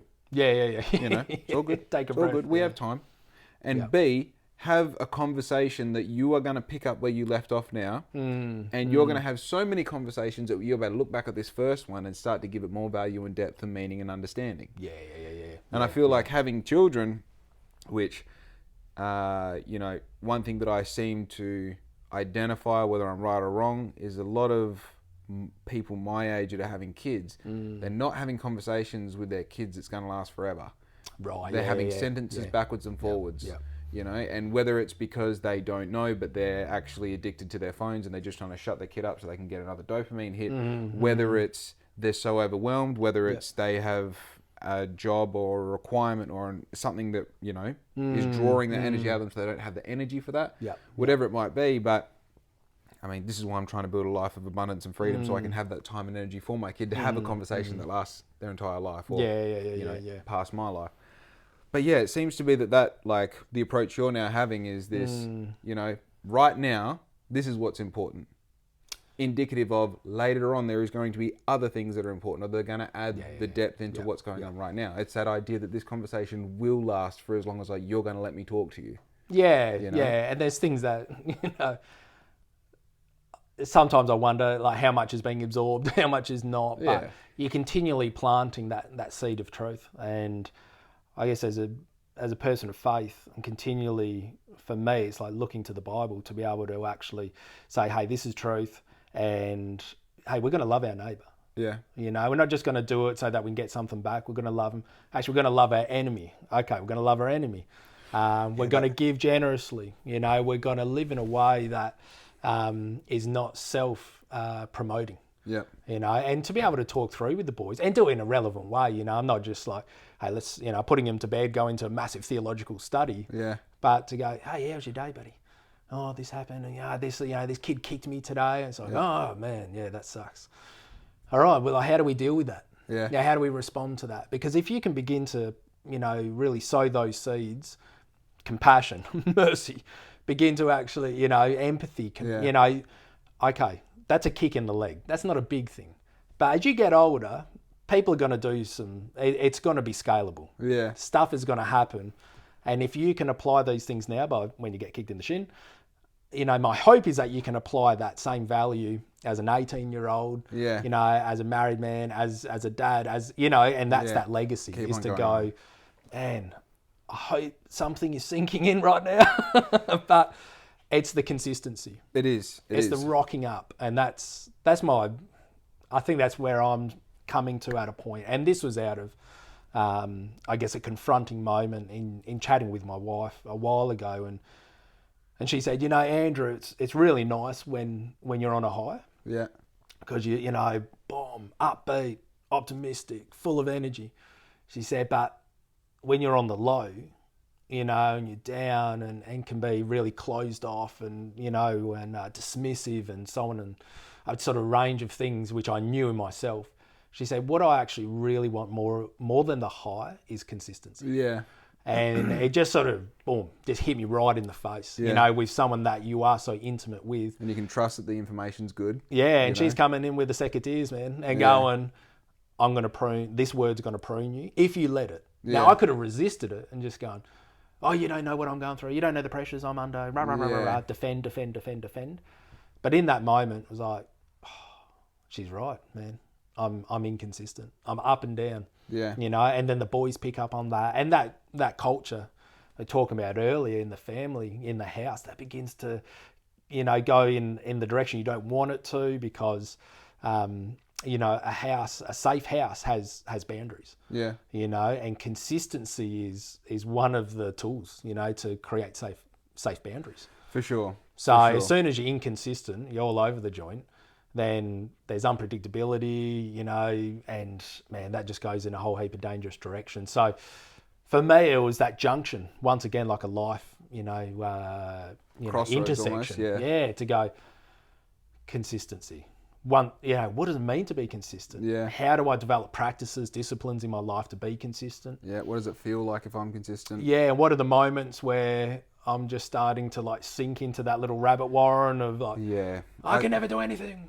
That creativity's, yeah. I can't, I'm not good at anything. You can really, be absorbed in those thoughts and where do they come from? How to pump the brakes, how to press pause, and recognize this is a moment. Yeah. This is a moment, and this moment will pass. Man, identification of triggers is like one of the hardest things to get on lock. Well, it's because, of course, I feel like just as another human, I definitely experience very similar things. And I'm in a realm of just, like, ideally outside of my routine, my structure, there's no boundaries. I can get on my Harley and just ride to Albany today if I want. No one stops me, Yeah. And that is the same emotionally as well, like Riz will come home from her, normal job, air quotations, normal job. And it's very easy for me to just go, this happened. This person called me. And all of a sudden, we've missed an opportunity to connect, to decompress, her decompress to me. It's I've been here dwelling in all these vibes, What's going on with you? Instead of seeing it as an opportunity to unload, it's like, see this as an opportunity to be the loading dock for her. Man. That's a good point. That's a really good point. So now I know the sound of that gate opening when she comes home. It's like, it's no longer about me. Yes. For the next 15 minutes, it's not about me. And I fail sometimes. That's the idea of being human. But then you go, right, the trigger is when I hear that gate open, she's coming home. That's not an opportunity for me to tell her about all these things that happen. Which, is a bit of a routine that's built off how Black Ink was built originally. Where there would be things that were super important because, all of those, the earlier back you go, the further back you go, the more important those days were in my success. Now I'm quite confident that this is going to work. Back then I was like, it might not. They were big things. Where now we're in the thick of it. We're in the golden days. We're in the process. We're right in the middle. So now I got to practice that shit that I want to be when I'm a father. When we're doing the thing in 5 years' time that I see in my head, it's like, right, we're already there. That's cool. Do that now. And that involves like the hardest thing when you've got a point and you're right. It doesn't matter a bit. Because all it does is puts a divide between you and her or you in a great situation or whatever it is. The first step of all that is identifying those trigger points. And when you identify it, make the change. Implementation, man. You got to come back to that. Is how is this applied? Not just brilliant. Now I've had a revelation of thought, and I'll just shelve it. Because at the end of the other person, whether it's partner, or good mate, or person down the shop, is like, well, I've got to implement, this revelation. To be able to, okay. I don't know. Well, I was going to say put yourself second, but being able to elevate and preference the other person to say, hey, tell me about your story, man. Tell me about your life. What's up? Where have you been? What are you doing? What's up? And, I've got a couple of good mates in my life who are great at asking questions. And it's because they want to learn. They just want to learn. Now, they're not there to ask a question. I mean, they might not agree. But it's not about agreement. And I guess it goes back to this conversation I was having with someone yesterday, is that disagreement is not, like we've constructed and housed disagreement and hate nearly under the same roof. But it's, disagreement's healthy. To actually come up and go, okay, so where are you coming from? Like, we're disagreeing on this thing, but mate, love you. Still love you. Yeah, for sure. But hey, we've come to a point. And we do that with any healthy relationship is going to have conflict resolution. Has to have ways to work through those difficult moments. If we run away from, or we adopt the belief that the lack of disagreement, as in the promotion of agreement, means intimacy, then you're in for a rude awakening. Yeah, dude. You're in for a real rude awakening because, That's interesting. Iron sharpens iron. I think we have a mutual friend in common, and him and I, you would think from the conversations we have that we don't like each other. Right, yeah. We disagree on fucking everything. Yeah. And, you know, I've been friends with him for probably 10 years now. And, like, I take an average of all the conversations we've had, and they're essentially polite arguments. Yeah. And now I look forward to conversing with him because that's exactly what it is. Yeah, right, You know? yeah. And I realised, it took a while for me to grow up and realise he's not starts with C, and it means you just go the other way for the sake of it. People are watching this going, it's fucking this. Yeah. Contrarian. Right. I thought he's just a contrarian. Right. You know, and one of those, you know, one-upsman sort of thing. Yeah. But then as you have these conversations, you're like, I'm going into it open. I'm going to accept that I'm going to play devil's advocate to my own opinion to try and support him. And then you find half the time, like, this motherfucker's actually just smarter than me. Yeah. You know? And whether or not he's made a valid point in overall, he has made a valid point against mine. Yeah. And I'm here to debate. I'm here to play. Yeah, and at the end of the thing, I always make sure, I'm not a very touchy-feely person. I always make sure I give him a pat on the back or a hug, a handshake, just go, hey man, I fucking love you. This was fun. You know, I'll see you again in a month. Let's go. Totally. But that idea, and like, this is a thing, for so many times I would leave those conversations and I'm like, I feel like I've just done like 12 rounds. What the fuck, man? What are we doing? Why do we do this? Yeah. And then you realise, like, okay, A, that's his language. B, that's our language. And C, like, you do it because you fucking love him. Yeah. He's part of your community. He's part of your family in a way. He's listened to you when you've been on the bones of your ass, and he's shown you love in return. You know, and just because the love is a different flavour than what you're used to, doesn't make it any less. You know? Yeah, it's still sharpening. Yeah. Yeah. I love that iron. Metal sharpens metal, iron sharpens. That's great. Because that's like different people play different roles in our life. Yeah.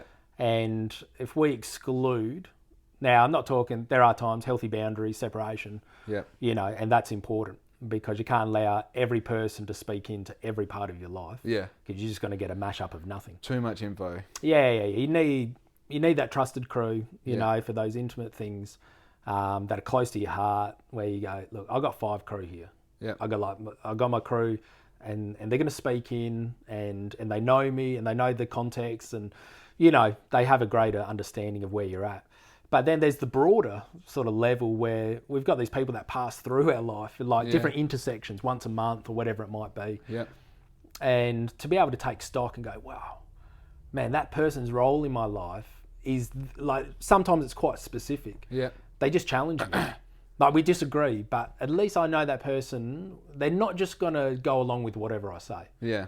You know, and I've got a good mate like that. He'll speak up. And there's times it kind of catches you off guard because I'm just like expecting him to agree with me. Yeah. Be like, oh yeah, mate. You know, I'm just sort of rabbiting on, expecting him to just go, oh yeah, totally. Sick, you know, agree. And then there'll be moments he'll go, yeah, not sure about that though, mate. Like, have you considered this? And yeah, just remember, like, and he'll broaden my, you know, my view. And I'm sitting there thinking, man, I'm so grateful for you because I actually, in this moment, I don't need agreement.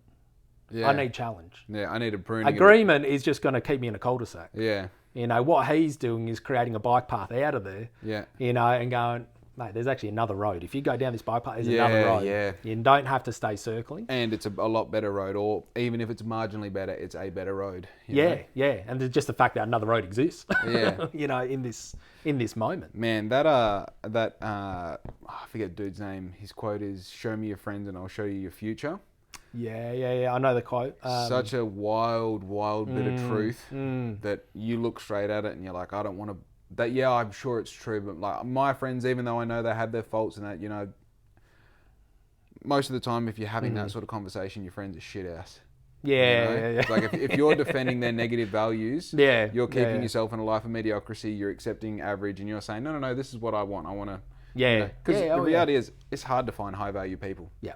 It's really hard, you know? And then once you find them, it's hard to be friends with them. Yeah. It's hard to make mentors out of them and to make role models out of them. And it's hard to go like, hey, can I pinch your time for half an hour a week and have some coffee and just float some ideas by and just listen to what. It's hard to find those people. And then once you got them, to hold on to them. 100%. So then you keep going back to the people who are easy to go to because they're always available at 5 p.m. for a beer and a cigarette. Yeah. Always. Yeah. But then, once again, if the pursuit is to feel good, then no worries. Keep doing it. There it is. It's not someone, obviously at an age and a time in life where we can exercise autonomy, and so if you want to keep doing the 5 o'clock thing, then no one's going to officially stop you. Yeah. There has to be the discipline. And like we were saying earlier, that discipline has to be practiced to recognise, hey, I've got mates and I've got sort of crew in my life who I would say boundaries, where there's distance or separation. Yeah.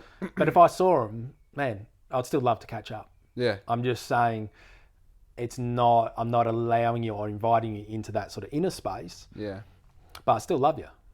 And so that love, can have those boundaries to say, hey, at this stage, I'm going this direction. Yeah. And in order to go that direction, I really need discipline. I need focus. I need, these elements, these virtues, and I need those applied. And so, not that we're judging, like people's motives, but saying, look, I'm going to go here, and if you come with me, that's awesome. But I'm going to go there anyway. Yeah. And to have that resolve, I remember going into the Bunbury Council, when we first had the idea about doing this, mural festival in town, and from the get-go, I wanted to engage with the council, but I also didn't want to be dependent on them in order to do it. So we went to that first council meeting and people raising, what if, and, genuine questions, concerns about doing this project. And I just said, look, they're all valid, but I just want to say that we're going to give this a crack anyway. Yeah. And if you support us, that'd be amazing. But if you don't, that's okay. I'm not bitter about that. Yeah. We're still going to give it a crack. Yeah. And it gives people the freedom to step back and observe.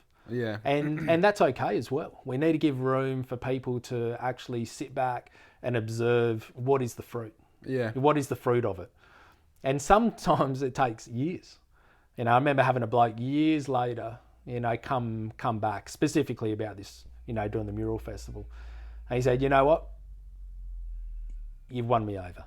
Sweet. And it was like such a hard nut to crack. Yeah. And I wasn't pursuing him to try to crack him. Yeah. I was like, let's just let him see the fruit of it and just let that be the gravy. Let the evidence of this idea be the thing that overcomes his maybe idea of what it was. Yeah, the skepticism, the negativity, all the rest. But I wasn't bitter towards him. I was like, this guy's just on a process and a journey to really see the fruit of this. And also has his whole set of experiences that leads him to make the decision he's making. Oh, yeah. So he has all his evidence to go like, I'm pretty sure murals aren't going to work. Totally. And you're like, oh, cool. I've got the experience of seeing this somewhere else, seeing that it works, seeing the community that it creates.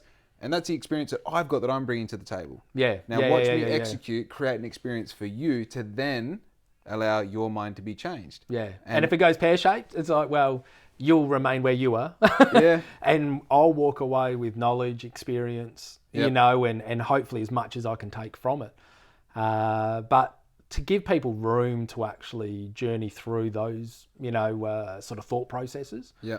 Because if we think, unless someone agrees me right at the start and supports me and advocates for me and then they're against me. Yeah. But that's not true. It's just not true because the person is, like you said, they're coming with their experiences and their own sort of set of evidence and so on and so forth.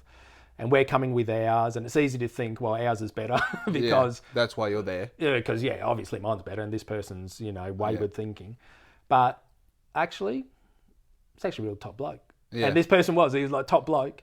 He just needed to see the evidence over time, see the fruit of it, chat to people, see the connections being made, see community strengthened, and all the rest of it.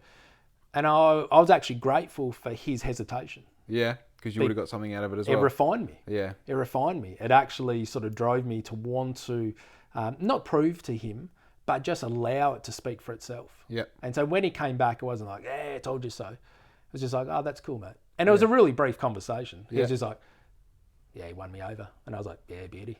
Sweet. Yeah. It was just like, it was real brief. Yeah, yeah. But I just walked away going, cool, that's his story now. That has taken 4 years. Also, like, if you think of both perspectives there, like, it's really nice for you because you're like, you know, little smirk. You're like, yeah, I know. Yeah. But for him, like, to be the guy who says no at the start takes confidence. And to be the guy who says, like, this is actually pretty fucking cool, that takes more confidence again. Yes. You know, so to get to that point of that conversation, it's like, man, I understand how it's really attractive and, like, almost obvious to go, like, I fucking told you so. But, man, it's almost a little bit nicer to be like, thank you. Yeah. Oh, yeah. You know? Yeah. That's cool. That's cool. And if you don't have that pressure, and disagreement can bring pressure, and obviously we're talking, you know, quite broadly, and it will be applied specific in, you know, in different circumstances, but to recognise that, you know, people's hesitation or sometimes disagreement or their concerns are really valid things. Yeah. They're really valid. Yeah. And to take them on board and to recognise that, you know, it might take time. Or I may do this and still disagree. Yeah. And that's okay as well. Yeah. And so we've got that sort of, you know, the myriad of possibilities. But once again, it's coming back to having a conviction of why you're doing what you do. Yeah. You know, not doing it, you know, for the acceptance of other people, but also not resisting, you know, sound judgment or sound advice because we think we've got it all together. Yeah. So it's always you know, it's multiple things, you know, sort of cooking at the same time. Oh, man. But like my dad said when we were talking a few weeks back, he's like, just let me know when you got it figured out, mate. That'd be awesome. I said, yeah. I said, I know it's a journey and that's why you need that iron sharpening iron and touching base with crew and saying, man, this is happening and what do you reckon? And allow that, allow some of that tension to be outworked in a healthy way so that then you can do it with someone that you trust.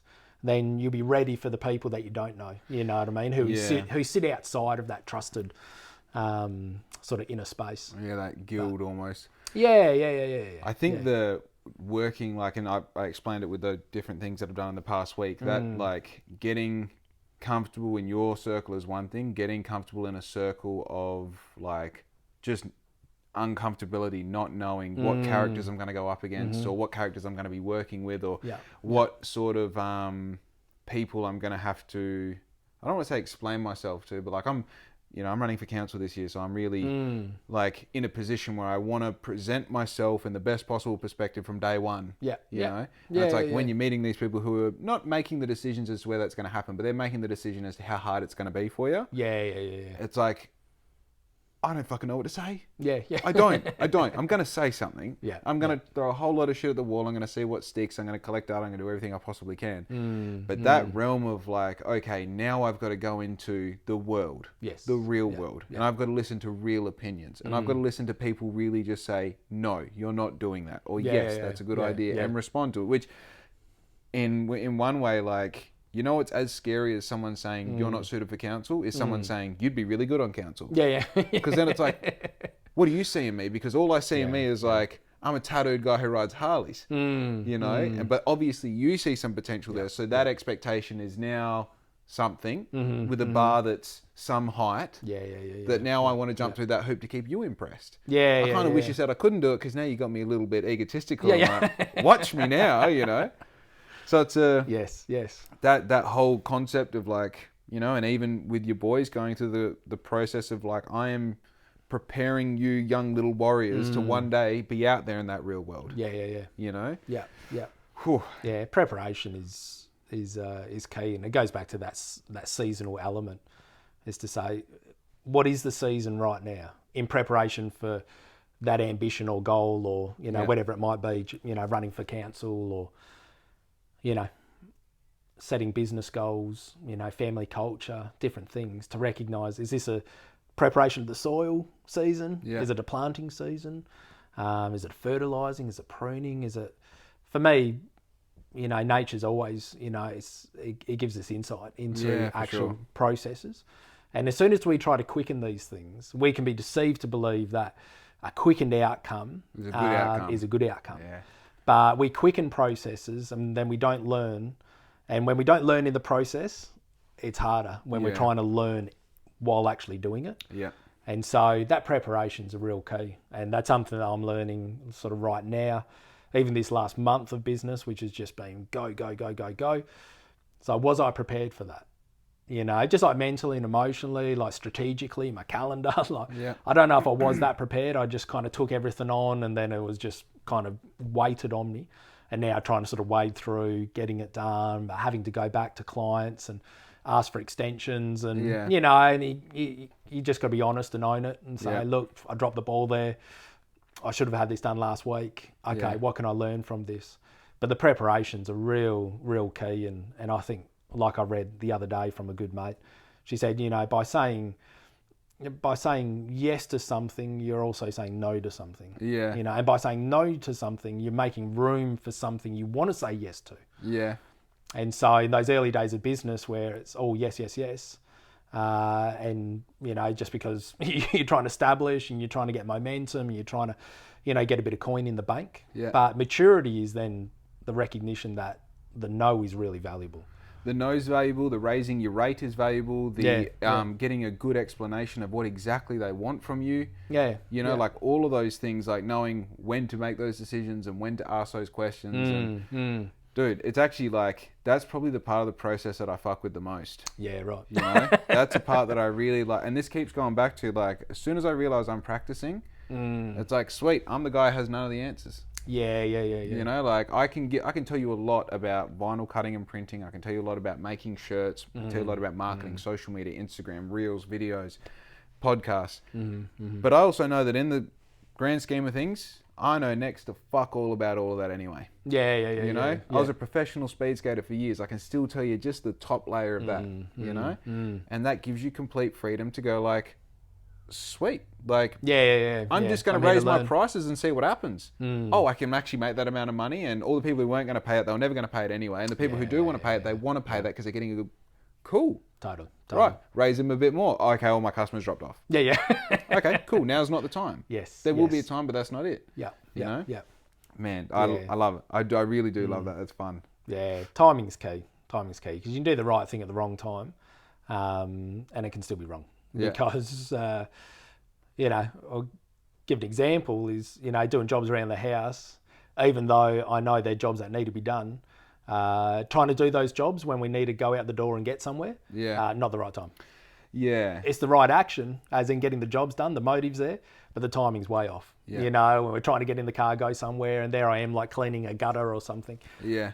It's like, good thing, wrong time. Yeah. You know, so don't throw the baby out with the bathwater, but it's just going, all right, I think it's the right thing. I'm developing merch, I'm developing a product, I'm raising price. Yeah, it's the right thing to do, but is the timing correct?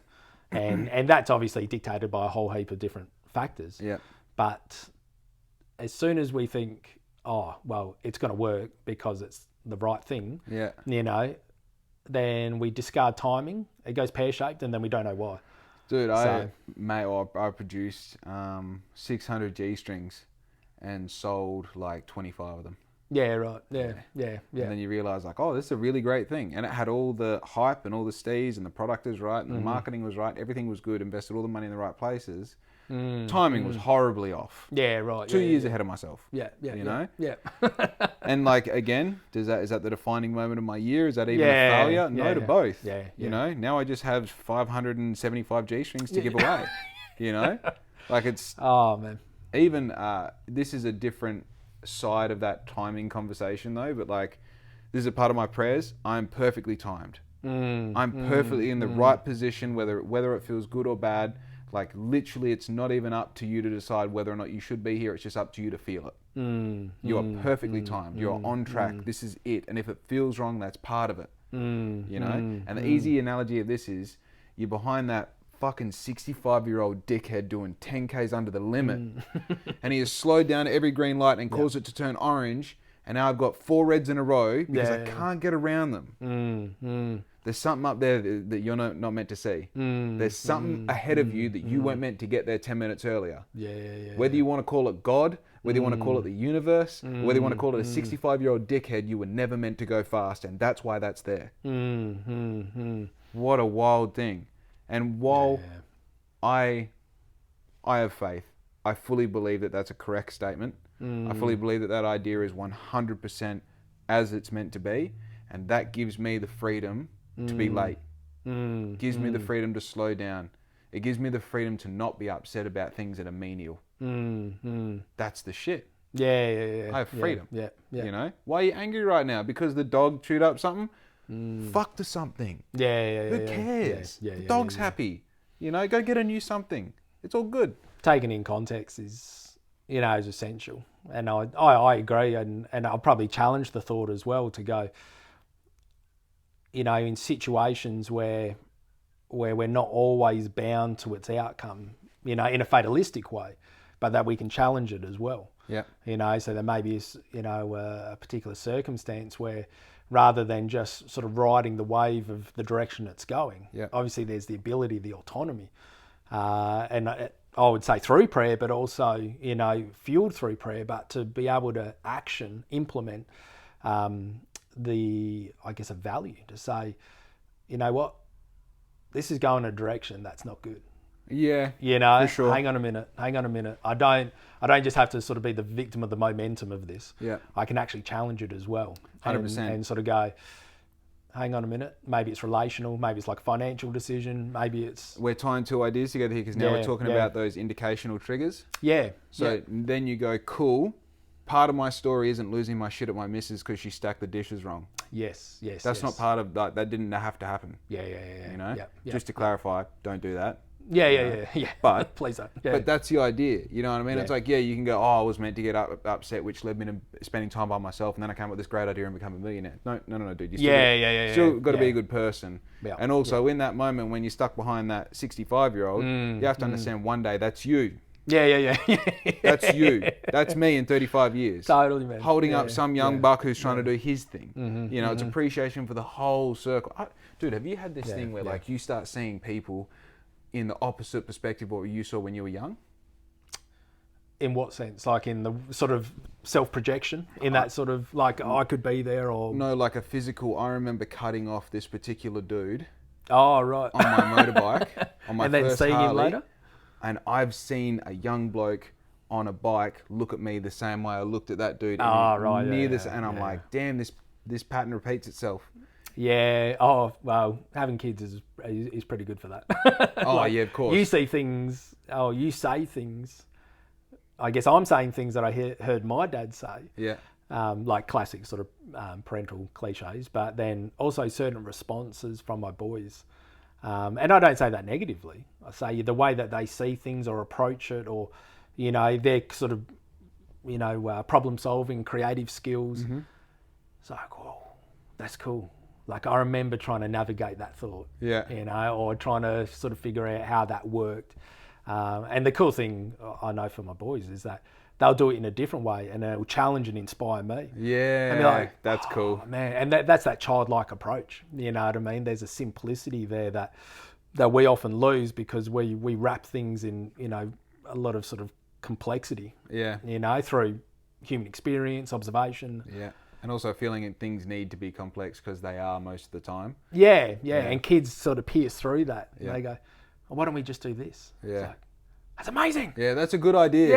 Yeah. I like your logic. Yeah. Like, I'm loving that. It's coming in reverse now to go, yeah, okay, I need to simplify. I've actually got to strip some things back here. Yeah. And so that's, sort of wrapping these, like you said, this sort of mash of ideas it's going back to productivity and value. And, I can think, hey, if I'm busy and I'm working and I'm earning money and I'm providing for my family, then my kids should be grateful.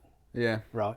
But then I sit with my kids and what do they want? They just want your time, energy. They want time. Be there. Yeah. Yeah. So while I can articulate and sort of justify all the reasons why I've been busy and, oh, mate, it's for your good. Yeah. Because the money's coming in, money comes in, we get to pay the bills, so on and so forth. Sit down with them, time. Dude, this is the thing. Like, my dog doesn't understand how much money I have. Yeah. She understands when I'm home. Yeah. Like, she gets it when I'm home. Yeah. But when I'm like, oh, I got you this new toy, it's expensive because it's a Monsters Inc. one instead of the shitty one you get from Kmart. Yeah. She's like, it all looks like shit when I rip it up afterwards. I don't really care, you know? Yeah. So it's like, it's funny. I feel like this is the traineeship of having a kid. It's the metric of value, and I was talking to someone the other day and they're going through a difficult time. And I say, sometimes we've got to roll that It's the old drafting ruler, the triangular three-sided, where we're using the wrong metric, to actually understand the value of this season. Right. Sometimes we've got to sort of flip it on its side. We're at 1 to 50 and we've got to get to 1 to 500. That's great. I like that. And just going, how am I measuring value in this season? Yep. And sometimes our system of measuring is way off. Yeah. So I may walk away going, my measuring system of value for this season is all financial. And so if I have a low, financial return in a month, this month's been a write-off. Yeah. Maybe I need to flip that ruler. Okay, I need to use a relational measurement. Yeah. Man, this month has been so rich. I've met this crew. I've been able to check in with them. I've had a mate, call up, check in on me. Yeah. Been able to have some great conversations, different communities, whether it's, sort of within the arts, church community, blood family. Wow, man, this month has been so rich. Yeah. So sometimes just the spinning of the ruler and going, okay, what metric am I using? What scale am I using to actually understand the value of this season? It's interesting. I've got, actually Ryan Youngman first gave it to me. It's called the Productivity Pack and it's part of some business course. Yeah. Basically, it's a day, 2 pages a day, and one is all just your notes, and the other side is like things you're trying to meet, meetings, targets, objectives. So I took the structure of it, and basically I call it Trade Secrets now. It's got like a big black ink logo on every page. Nice. And it's really just honed in on what I make important. So it's like, did I sleep well? Did I pray? Did I hydrate? Did I love? Did I give? Did I create? Did I exercise? All these things that I go through. Cool. And at the end of the week, it's got everything that I've achieved, everything that went wrong. How would I mentor someone out of these situations?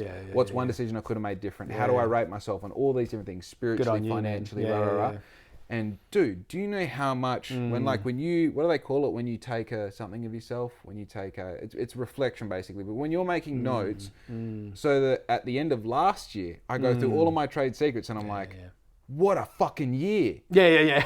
Dude, I did so much. Yes. And the problem is like, you're the same position, maybe more so. You get to the end of the week, you can't tell me the best 10 things that happened because you did so many things. Yeah. So many moments with your kids, so many things that you like broke through creatively, so many problems that you solved, so many critical thoughts that you had that now you get to that you're like, I'm living a good life, but sometimes it doesn't feel it. Now I get to go to my trade secrets and I go, I know I'm living a good life because I did that. I walked into court like a bad man and took the punishment. I went to the council meeting last night and just stood there like I'm the fucking man who's going to take the job. I've got these runs on the board and I've got a point of reflection so I can go back and say like, hey, I'm having a horrible day and I'm going to call it quits at 10:30 this morning. Before I do, I might sneak in some time to reflect about why it's bad. While I'm there, I might try and pull the gratitude or the positivity out of it. While I'm there, I might reflect on some good stuff that happened last year, last month, last week. Dude. Yeah, taking stock, man. I mean, we could never, I just don't think that lesson can be overstated because it gives us a moment, it gives us a pause. And we live in a fast-paced society. And that's probably, I mean, I'm shocking at social media. I don't really post much. I often forget. And my brother, who's amazing creative. All over my it. younger brother, he's all over it, and it's, that's his craft and what he's really developed and refined and then challenging me. But I guess sometimes I'm resistant to that sort of whole world purely because of the pace of it and the demand of the speed of it. And to be able to actually take stock and to be able to see and meet someone on the street and for them to actually not know what I've been doing. We're often sort of like, I've seen you been busy. It's like, well, I don't want to prove anything to anyone. I just want to actually be here in this moment, talking to you, and for us to converse and have questions of each other's lives, unknowingly as to sort of what we have been doing, and to learn in that moment. Oh man, this is what you've been up to. This is what happened. Man, that's sick. I love that. Rather than going, oh yeah, cool holiday. I've already seen it. There's two conversations there, and I'm fucking busting for a piss, so we're not going to have either of them to a full extent. But I think there's 100% validity to what you're saying. It's really important there are parts of my life that will never be online. They're mine. I don't care who you are, they're mine. And as much as you might like the brand Black Ink, you might like the podcast with Jake, you might feel like you're very invested in what I'm doing, I need to keep things for me. Because they're important to me. And if you look at my personal pages, because I've got 2 on the go, I'm building one for, I'll tell you after the podcast. Yeah. But like, they're bullshit. They're bullshit. Yeah. I'm playing around, you know what I mean? Yeah, The thing yeah, that I told you is like the thing that I want you to know. Mm, And the business, the character that is Black Ink, with each post, I'm building a different perspective and a different side and a bit of depth and a bit of width and a bit of character into it. But to like, you have to be really conscious as a like digital creative to understand that that isn't you. And that even if people do see it as you, there isn't a responsibility to serve them. There is responsibility to serve the character that you're creating if you're taking it seriously and if you have a mission and a goal for it. But outside of that, dude, life is life. I still breathe. I still drink water. I still be there for my dog. I still reflect every day. I still make time for myself. I still have that 2 minutes for my bonsai every day. Because if my phone becomes before that, I've lost. Yeah. I'm speaking to the devil. Yeah.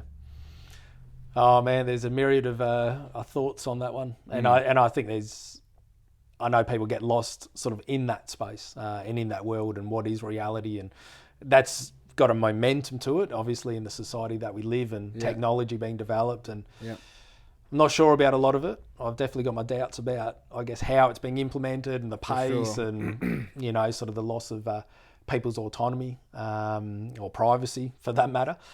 But I think being able to share stories will never go out of fashion. No, it won't. You know, the fundamentals of it. I'd just like most of my stories to be shared in person. And to be able to have those conversations with people. And once again, to learn, to engage, to really, I guess, grow in the understanding of why has that person arrived where they have? What's brought them to this moment? And what can be, I guess, learnt from their story. And also how, if there's an opportunity to stand on my shoulders and have a greater, you know, sort of outlook and perspective and see beyond. Brilliant. Yeah, being able to offer that in that environment or that situation. Oh man, it's gold. It's gold. So rightio, let's wrap it up there, shall we? Awesome, man. Sweet. We were meant to do an intro somewhere in the middle there, and I thought we've got so much heat. I don't want to interrupt. Just keep it rolling. So, ladies and gentlemen, this has been a Black Ink podcast. My name is Jake Kerr. This is Andrew Frazer. If they want to find more of you, where can they find you?